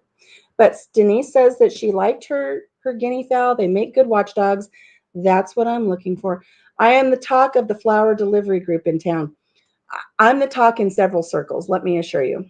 A lot of the time, I have a unique way of finding myself in situations where stories get twisted around, and I am the center of discussion. And I'll take usually I'll take any challenge. When I first met my neighbor Karen, who lives about 4 or 5 miles from me, she was having an open house at her farm, and they were having bobbing for apples. They were bobbing for apples, and it she had uh, this porcelain round container. It's not a bedpan, but similarly shaped. And she had the water in it. She threw a couple apples in there, and it was a hot day. I was like, heck, I'm game. I'll get in there. And I'm down got my face in there, and I'm getting apples. And, hey, everybody, look at me. I got an apple. I'm so wonderful. And I said, that's a really neat little thing there. And my sister says it's a bedpan. And Karen says, no, it's not a bedpan, but it was my father's bathtub when he was a baby. And I'm just like face in there. And she uses it for all kinds of neat things. And I've got a really great picture. And that was the day that she and I became friends. Was when I was face deep in her daddy's bathtub. Reinforce. Yes, the carport will be reinforced. Anyway, so back to my little donkey. In the heat of the day, he's standing out there in the pasture, did not go under the shade. And then this morning it's raining. And do you think he's under there to stay out of the rain? No, he's standing out there in the pasture, and nothing is happening with the carport. And the carport has actually been nail gun bolted to the concrete slab. It's not going anywhere. It might break in a strong wind and partially fly away, but it's not like I can have him pick it up now and move it. But maybe the day will come where we have to change the fence line, and I will actually park my riding lawnmower in there. Cletus, hubby got me a new riding lawnmower. It's a 0-turn, and I drive it like a boss, and I just drive around. I've got 3 ducks on my deck.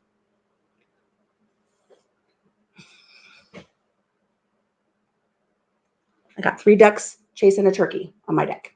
Anyways, one of my first lives, and I forget who was laughing about it. Yeah, thanks, Daz, for getting me completely off the rails.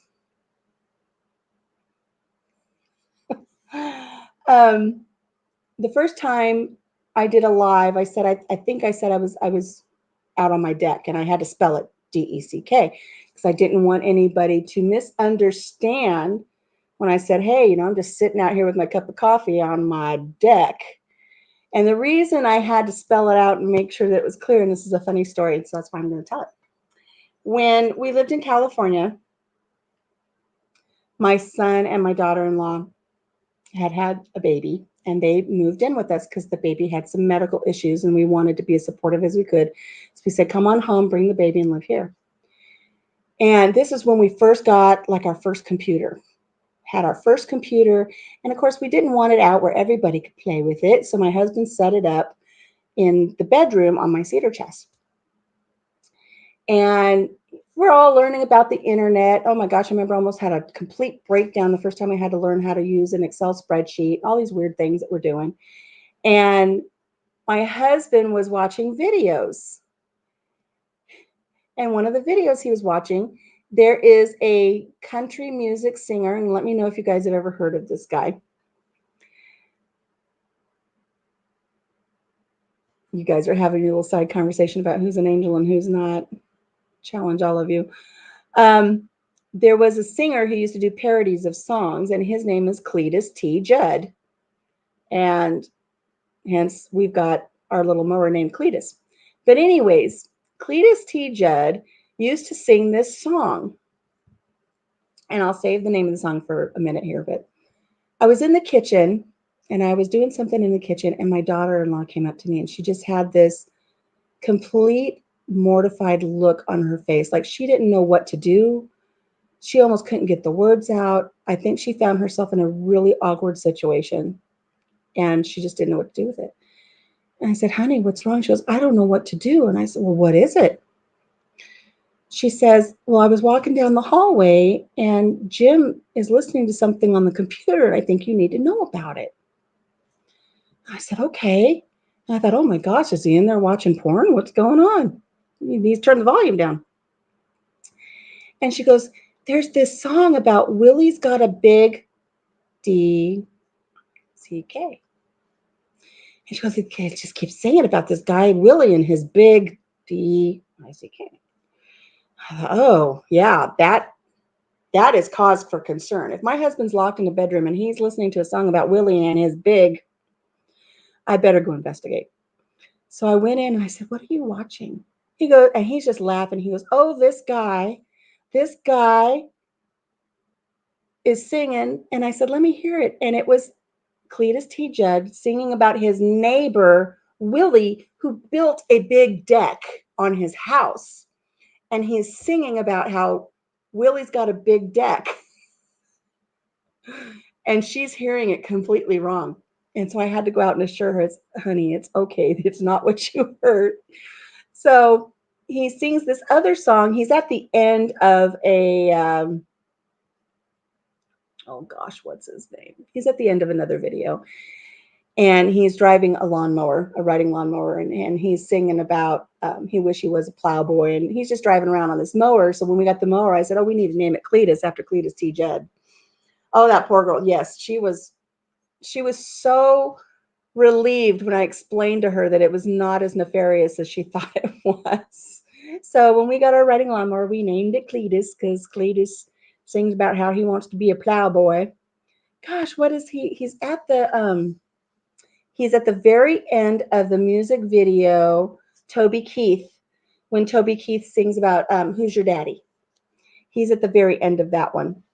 And so that was why my very first live, I don't remember if it was Bland's or Boots and Bounty that was kind of laughing, saying, oh, she had to spell the word deck. Why did she have to do that? That is why I had to do that. Cletus. Oh, Cletus is Toby Keith's cousin? Wow, I didn't know that. You would have to keep that going. I really could have played that up, but I didn't want to make her uncomfortable. I didn't want her to leave with the baby, go back to her mother saying, oh, those people are strange. So I did not know that Cletus was Toby Keith's cousin.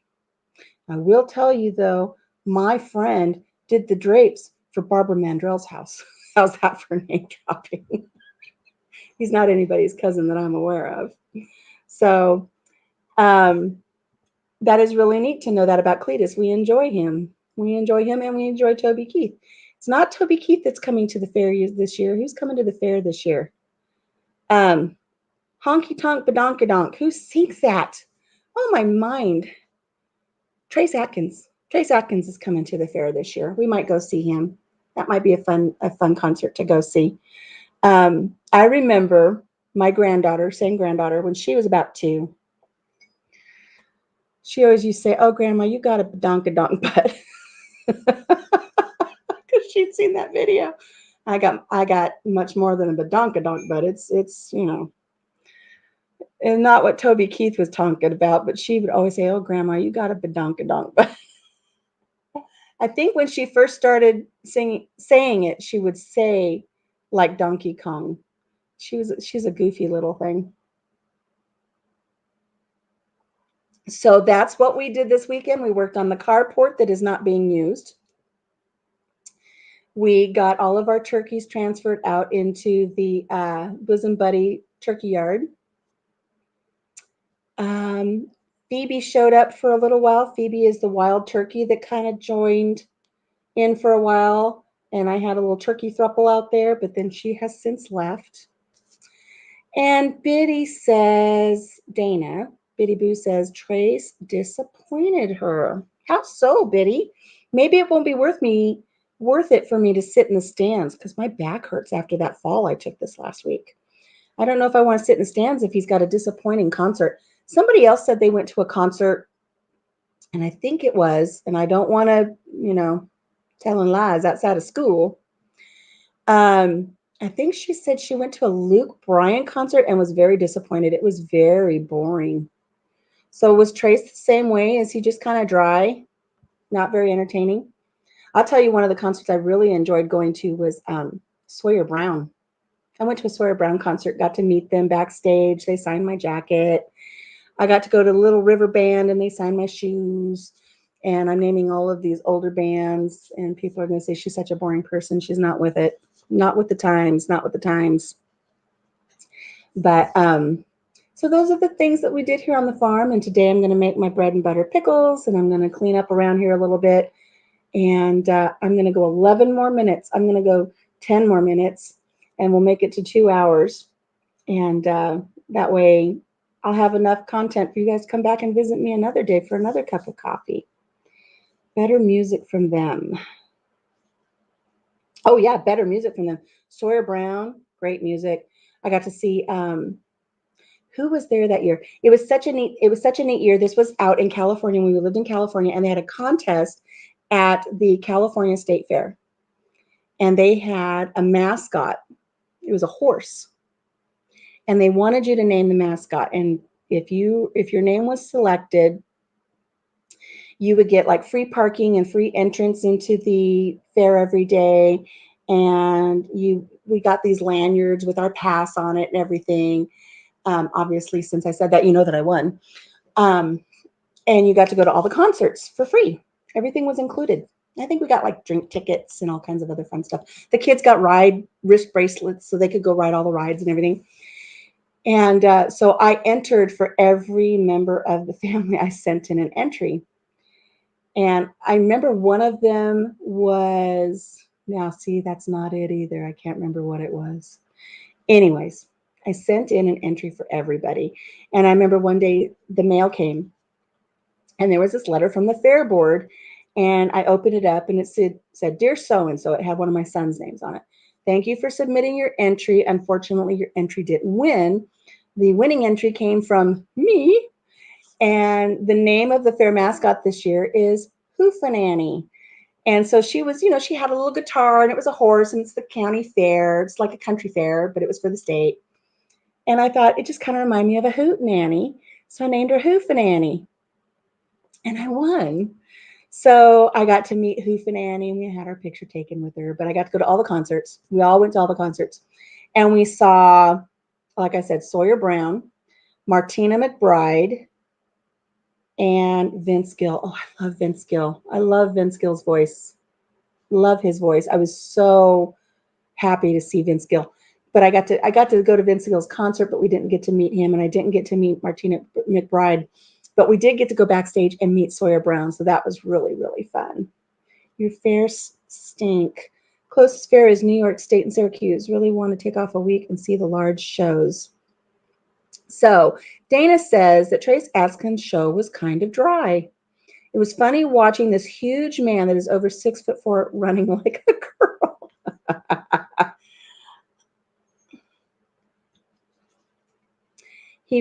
He ran into the bus instead of meeting any fans. He ran like he was scared to death after saying he would meet the soldiers.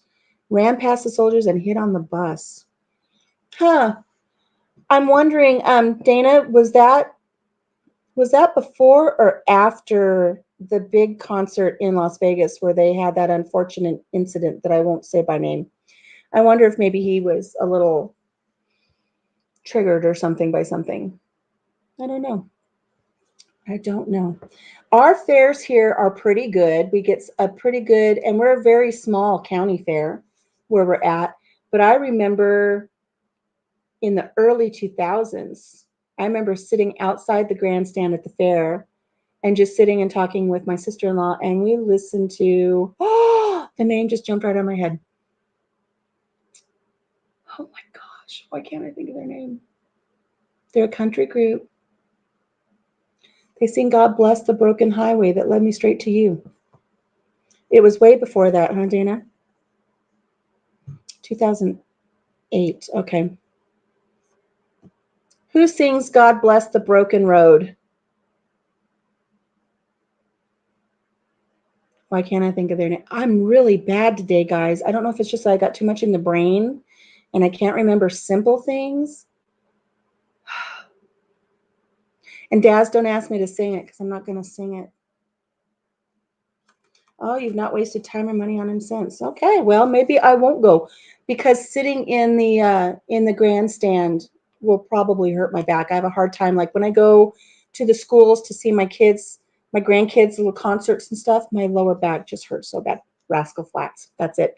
So we went to the fair and I sat in a chair just in this little part of our fairgrounds and we listened to Rascal Flats sing at the county fair. And this is before they were a big thing. This is when they were first getting started and I enjoyed listening to them, and I do enjoy listening to them quite a bit. I would love to see George Strait. I would like to go to his concert. I like George Strait. Matter of fact, this little countertop that I have right here, this in my kitchen island, this kitchen here, which I'm not going to turn the camera around or anything because I've got stuff everywhere ready for canning. Um, this used to be a dining room, and we made it into a kitchen, and we built this island in the center. And on the center island, uh, I wrote on the countertop before we put the top on here. I wrote on the top of the cabinets, uh, "Do you love me? Check yes or no." And then I put the little boxes for my husband to check yes or no. And it was a whole tribute to George Strait and everything. And of course, he clicked yes, which is awesome. Neil McCoy. Ooh, Neil McCoy would be a good one. I'd like to go see Neil McCoy. That would be good. My oldest is teaching summer school online, and she belted out Rascal Flatts, so I guess she's listening. Awesome. Awesome. Yeah, I would like to see. Now, see, again, I can't think of the names. I don't know why it's so hard for me. Rock Me Baby Like a Wagon Wheel. He used to be in Hootie and the Blowfish. Oh, George Strait's not worth it either. Gosh darn it.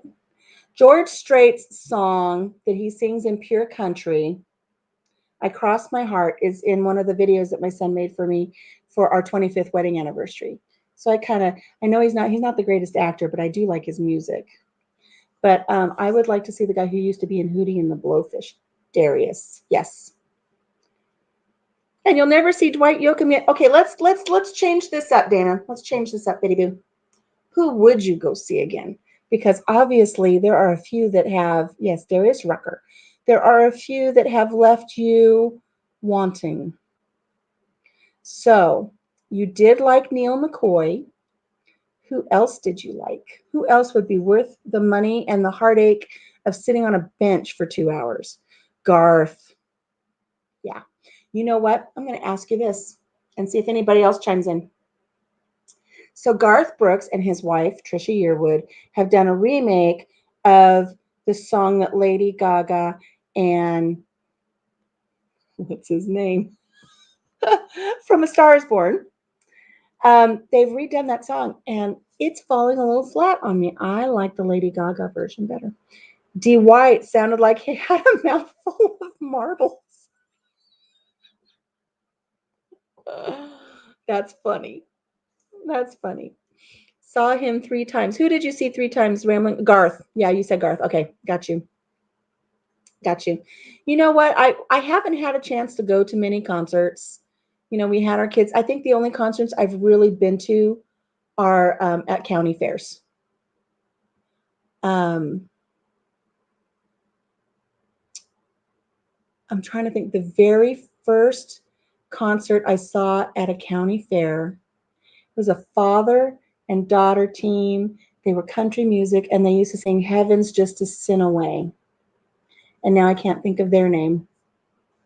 But that was the very first one I saw. I got to tell you, the funniest concert I ever went to, though, besides Weird Al Yankovic. We went to see Weird Al Yankovic at the fair. That was a fun day. I think that was in that same concert series that I won tickets to. But my husband and I, when we were dating, we went to Magic Mountain in Southern California, and they had, entertainment at different stages and stuff. And the whole first year that we were dating, my husband had an 8-track tape of Loretta Lynn and Conway Twitty. And we would always listen to Loretta Lynn and Conway Twitty. And he kind of introduced me to country music. I've always been more of a classic rock, which back then it wasn't classic rock, it was just rock. But he was all country. And so he would play Loretta Lynn and Conway Twitty. And my mother used to make fun of us because we would actually wash dishes holding hands, listening to Conway and Loretta. So we go to Magic Mountain and we ride the rides and everything. And in a concert was Conway Twitty. And so, oh, we got to go see Conway Twitty.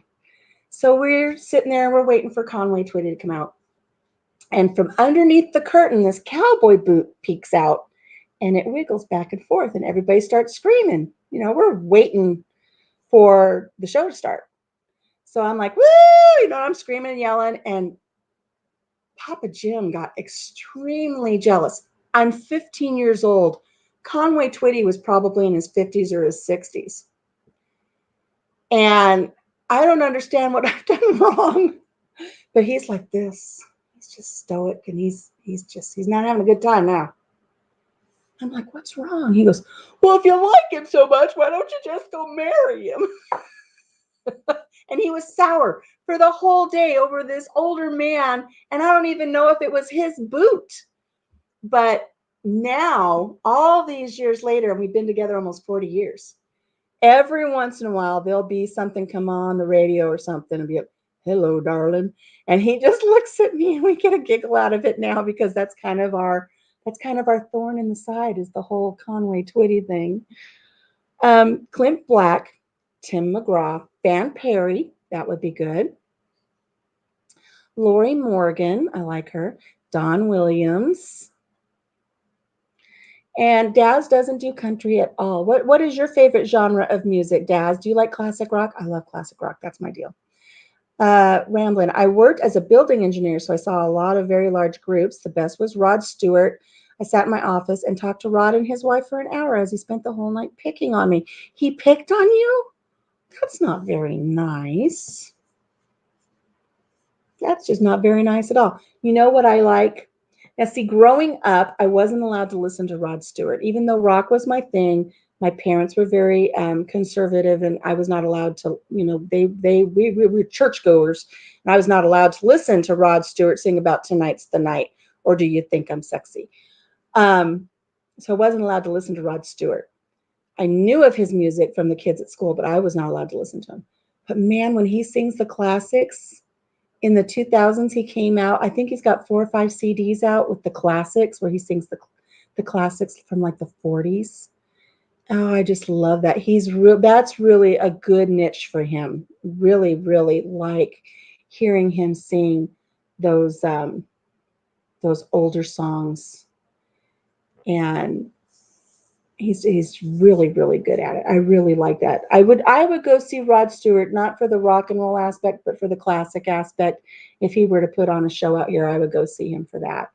So my kids, they're into the heavy, heavy stuff. Like I think in September, I think my son and his wife, they're going to go down and see Korn. And I don't need to see Korn and Marilyn Manson and all that, but that's what they love. That's their deal. So I'll be babysitting so they can go see the headbangers. So metal and classic rock, seen everyone from Metallica to the Eagles. I love the Eagles. Oh my gosh, I love the Eagles. Have seen Michael Jackson, Madonna, and Phil Collins, and a few others who don't fit in those two genres. He was saying you couldn't control the temp properly. I'll tell you a funny story, Rambling. Remind me your name, Rambling. I can't remember it. My niece, her boyfriend goes out on tour with bands, and he does all of the rigging and sets up the stage and everything and gets it all done up. And he's been out on tour with several well-known groups, but the most prevalent is Kiss. He goes out on tour with Kiss. And so I guess there's this part in the concert where Gene Simmons is on a cable and they swing him out over the crowd. So my niece's boyfriend has to get him all set up in his rigging and everything to go out on this cable. So which means he's like squatted down on his knees in front of Gene Simmons trying to get everything around the crotchal area all secured so he can go up on this rigging. And I guess the big thing is when you're doing that, you don't look at Gene's package. He will tell you straight out, You avert your eyes and don't you look at my package. I guess he's got a big problem with that. Oh, I'd love to see Ozzy. I would love to see Ozzy. I will tell you though, Biddy, in the early 80s, when he came out with that song, A Shot in the Dark, that I don't know why, but that gave me nightmares. It was kind of demonic and it gave me nightmares back in the day. It was when we had one of our first TVs, and it was when MTV was just coming out, and he used to sing that song, and I was enthralled by it, but it scared me at the same time. But I would like to see Ozzy. I've grown to appreciate him. I've grown to appreciate some of his music, and obviously, growing up in a church, it's very obvious I was not allowed to listen to Black Sabbath and Ozzy. But I did like the Eagles that were mentioned earlier. I just love. But my mother hated Hotel California. She hated that song. But I'd love to see Ozzy, and I really enjoyed their show when they had that show that came out in the '90s. And I don't know what came over me one day. I was just so overtaken one day. There was this show where, and I don't know if you guys saw it, but it was where Jack Osbourne had really taken control of his life. He'd gotten clean, gotten off the drugs, reclaimed his life, had gone through all of this training. He trained for a year to climb up a face of that big, huge rock in Yosemite. It took him like 3 days to get to the top. And I just, as a mother, and then as a fan of their show, I just was glued to the TV as he did all of this training and then went up the face of that rock. And when he got to the top, I bawled like a baby. It's like he was my own child, and I was so proud of him. He's really turned out to be a neat kid, and now I love to watch the show where he travels around. It's On the Road with Ozzy and Jack or something like that, where they travel around and they go see all these neat things. I think that's just the neatest thing, and I love that they get to have that relationship.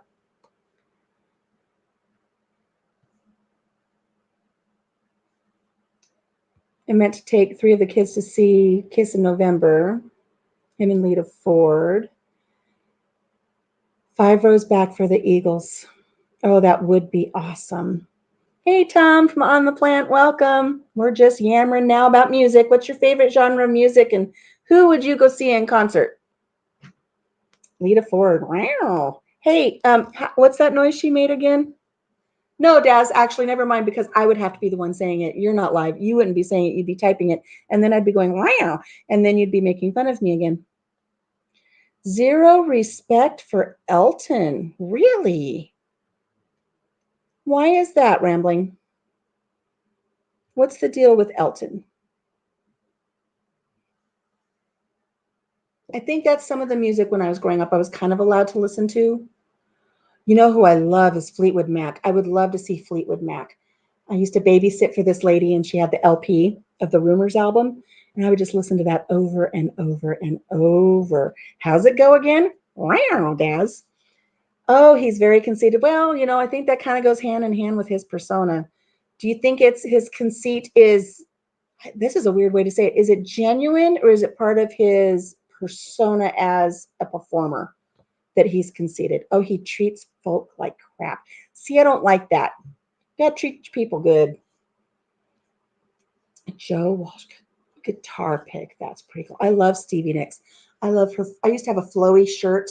I used to have this black flowy shirt when I was much thinner, but it had the flowy arms and it had kind of the like a bohemian hem at the bottom, and it had this really pretty little stone emblem with leather ties that came up around the neck.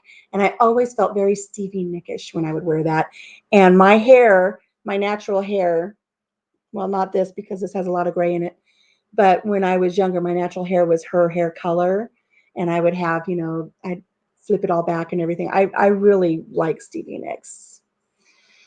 He's just a donkey, and we're just gonna say that's the way it is then. But I would have loved to have gone to a Fleetwood Mac concert, and I just love their music. She had the lady I babysat for had the Rumors album, and I would listen to that all the time.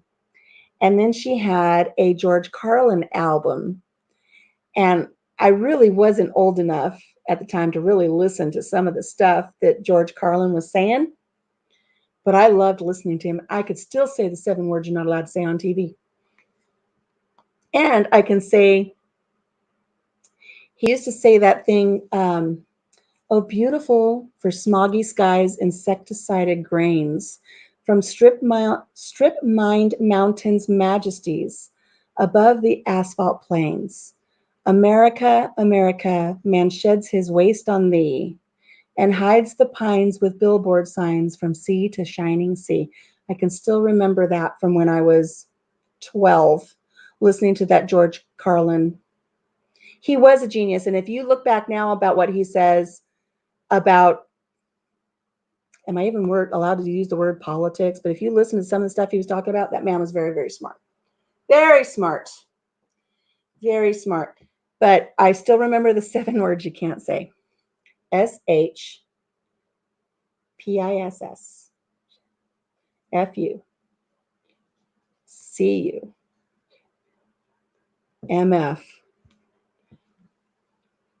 cockadoodle lollipop, and TIBOOBTS. He was dead on with politics. He really, really was. Just a couple of years ago, I was 12. Back when I was 7 and I was this high. Yeah, no, it's been a while. But yes, George Carlin, I loved listening to that. And I know my parents would not have approved me listening to George Carlin, but he was very, very smart man. People should have paid attention to him. You know who else was really, really smart? And don't everybody, like beat me up or anything here on this one. Really smart, and I don't think got the credit he deserved. And I've not watched his movie about what he says happened in his life. Chuck Barris, who did The Gong Show. And then I think he did the Newlywed Game and the Dating Game. He came up with all those, were all his concepts. That man was smart. He might not have been smart about politics and stuff, but I that guy did some stuff that people just really didn't realize. He was smart. Well, I think over there, Daz, in Australia, you guys probably are much more relaxed with words. Here now, you can't even hardly say anything without anybody getting upset. Um, so you have to be careful so you don't get kicked off of YouTube or Facebook. Or, you know what? My son the other day posted that on Facebook that he was getting 2 puppies. He was getting some puppies. And he has a friend that he has had since grade school. And I don't know what my son's nickname is in that circle of friends. But his friend, whose name is Mike, his nickname has always been Monkey. That's his nickname. And so my son posted about getting these dogs, and his friend said, "Oh man, I can't wait to see pictures." And my son said, "Hey, I'll be posting some, later on tonight, Monkey." And do you know that got flagged as offensive and hate speech by YouTube? They blocked it. They gave him a strike for offensiveness. And it's like, it's this guy's nickname. It has nothing to do with all of this other stuff going on. He wasn't being rude to anybody. But I thought, oh gosh, everybody's getting so overly sensitive. My goodness. Yeah, you got to watch that. You got to watch it. That's why I don't give into it much, but if I'm talking here, I want to make sure I don't want to lose my channel, because I love the things that I'm doing and I love the people I've met. So I got to be careful what you say, because a random word like deck can get me in trouble. Anyways, guys, we've gone over the 2-hour mark. I really, honestly, when I started this today, I thought I'd be lucky if I could pull something out of my hat to get me a half an hour. But you guys have stuck with me, some of you, for 2 hours and 13 minutes and 32 seconds now. So my back is hurting. I will finish up with my backstory. I don't know if any of you saw it. I talked about it a little bit the other day. But my brother called me and he said, "Hey, I got a whole bunch of red raspberries you can come pick. There's so many. You can come pick however many you want." He says, "I won't be home, but I've got a chair out there. You can just sit in the chair and pick raspberries to your heart's content."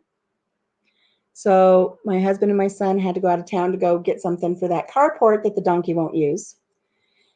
You know what I need to do? I need to start ad-libbing and throwing in sound effects just for Daz. Whatever, wouldn't use. That sounded wrong. That did not sound a donkey. Name that tune, Daz. What did that sound like?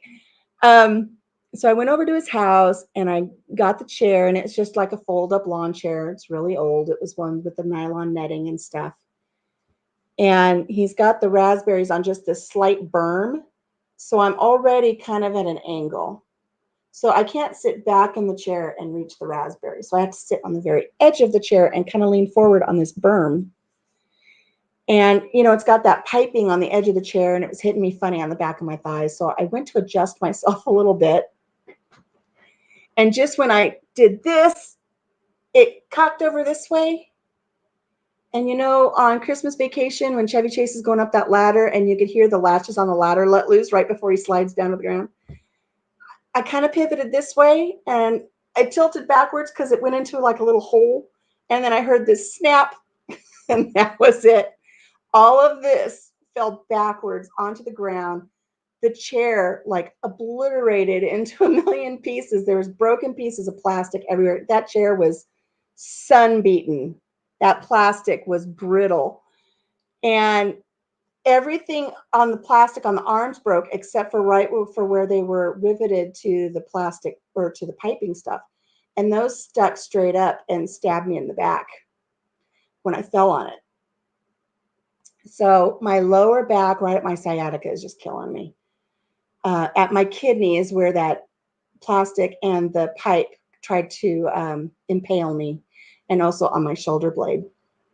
So if I would have fallen, if that would have broken and I would have fallen to where my head was at the higher part of the berm, I would have been able to sit up.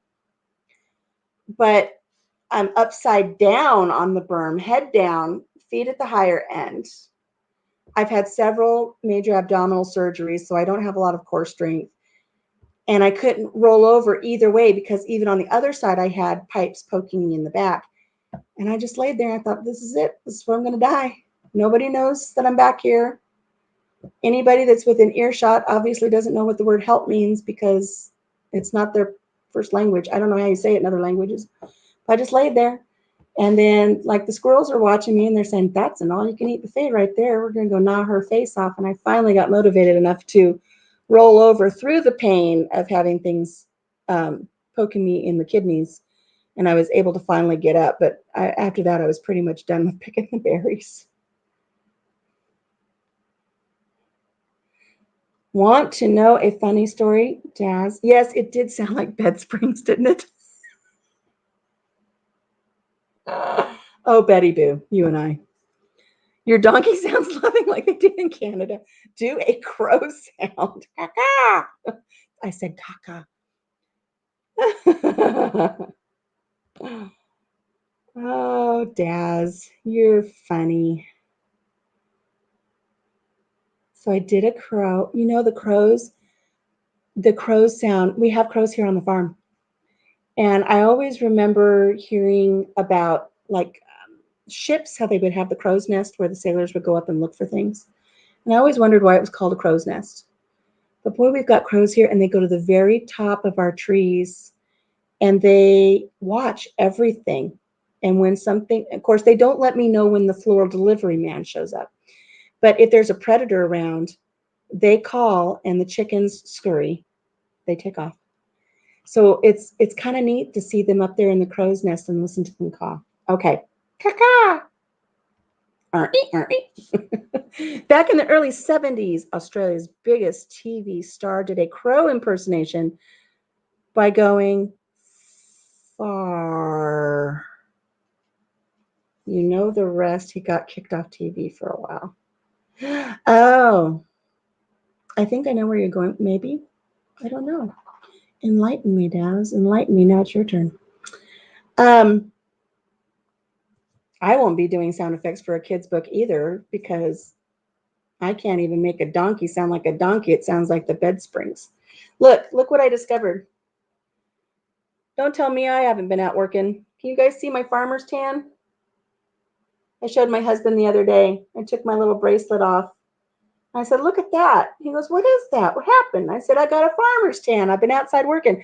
I think he thinks, even though, like I said, he spoils me and he denies me nothing. I think sometimes he thinks I sit around and eat bonbons and watch TV all day.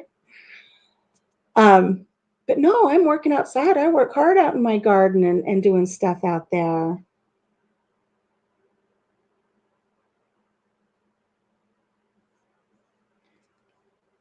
Add a K to the end of that, but don't say it.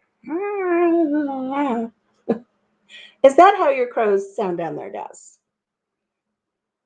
They're a little risque, huh? The other day when we got all of the baby turkeys set up out into the chicken run out there at Bosom Buddy Hotel, I heard a chicken squawk, and I told Papa Jim right away, I said, something's wrong. And it squawked again, and then Joey the turkey ran in, the rooster ran in, all of the other chickens fled, and my husband goes running off to the corner of the orchard. And in the middle, I don't want to say it was in the middle of the day, but it wasn't dark. It was probably 5 o'clock in the afternoon. A raccoon had come into the orchard and got one of my chickens. And luckily, with all of the commotion, it let the chicken go. So I still have all of my chickens. But oh boy, hubby was on the prowl after that. He scoured that entire grove in the back and the orchard. And that night we set up 2 live traps and got, oh gosh, my back's starting to hurt.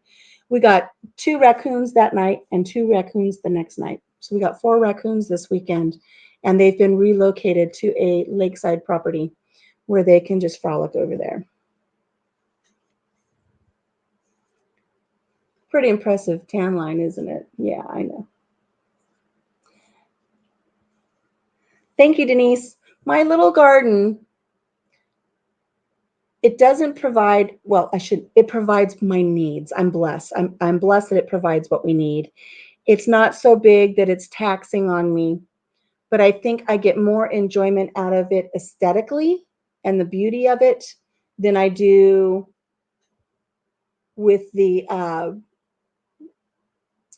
sensible end of it. I could plant a big garden. I've got enough space to plant a big garden. It's not a florist. Nobody's sending me flowers. It's just a truck driving by. I could plant a big garden. I could have everything that we need and put away lots and lots of food. I don't have the energy, especially since the surgeries.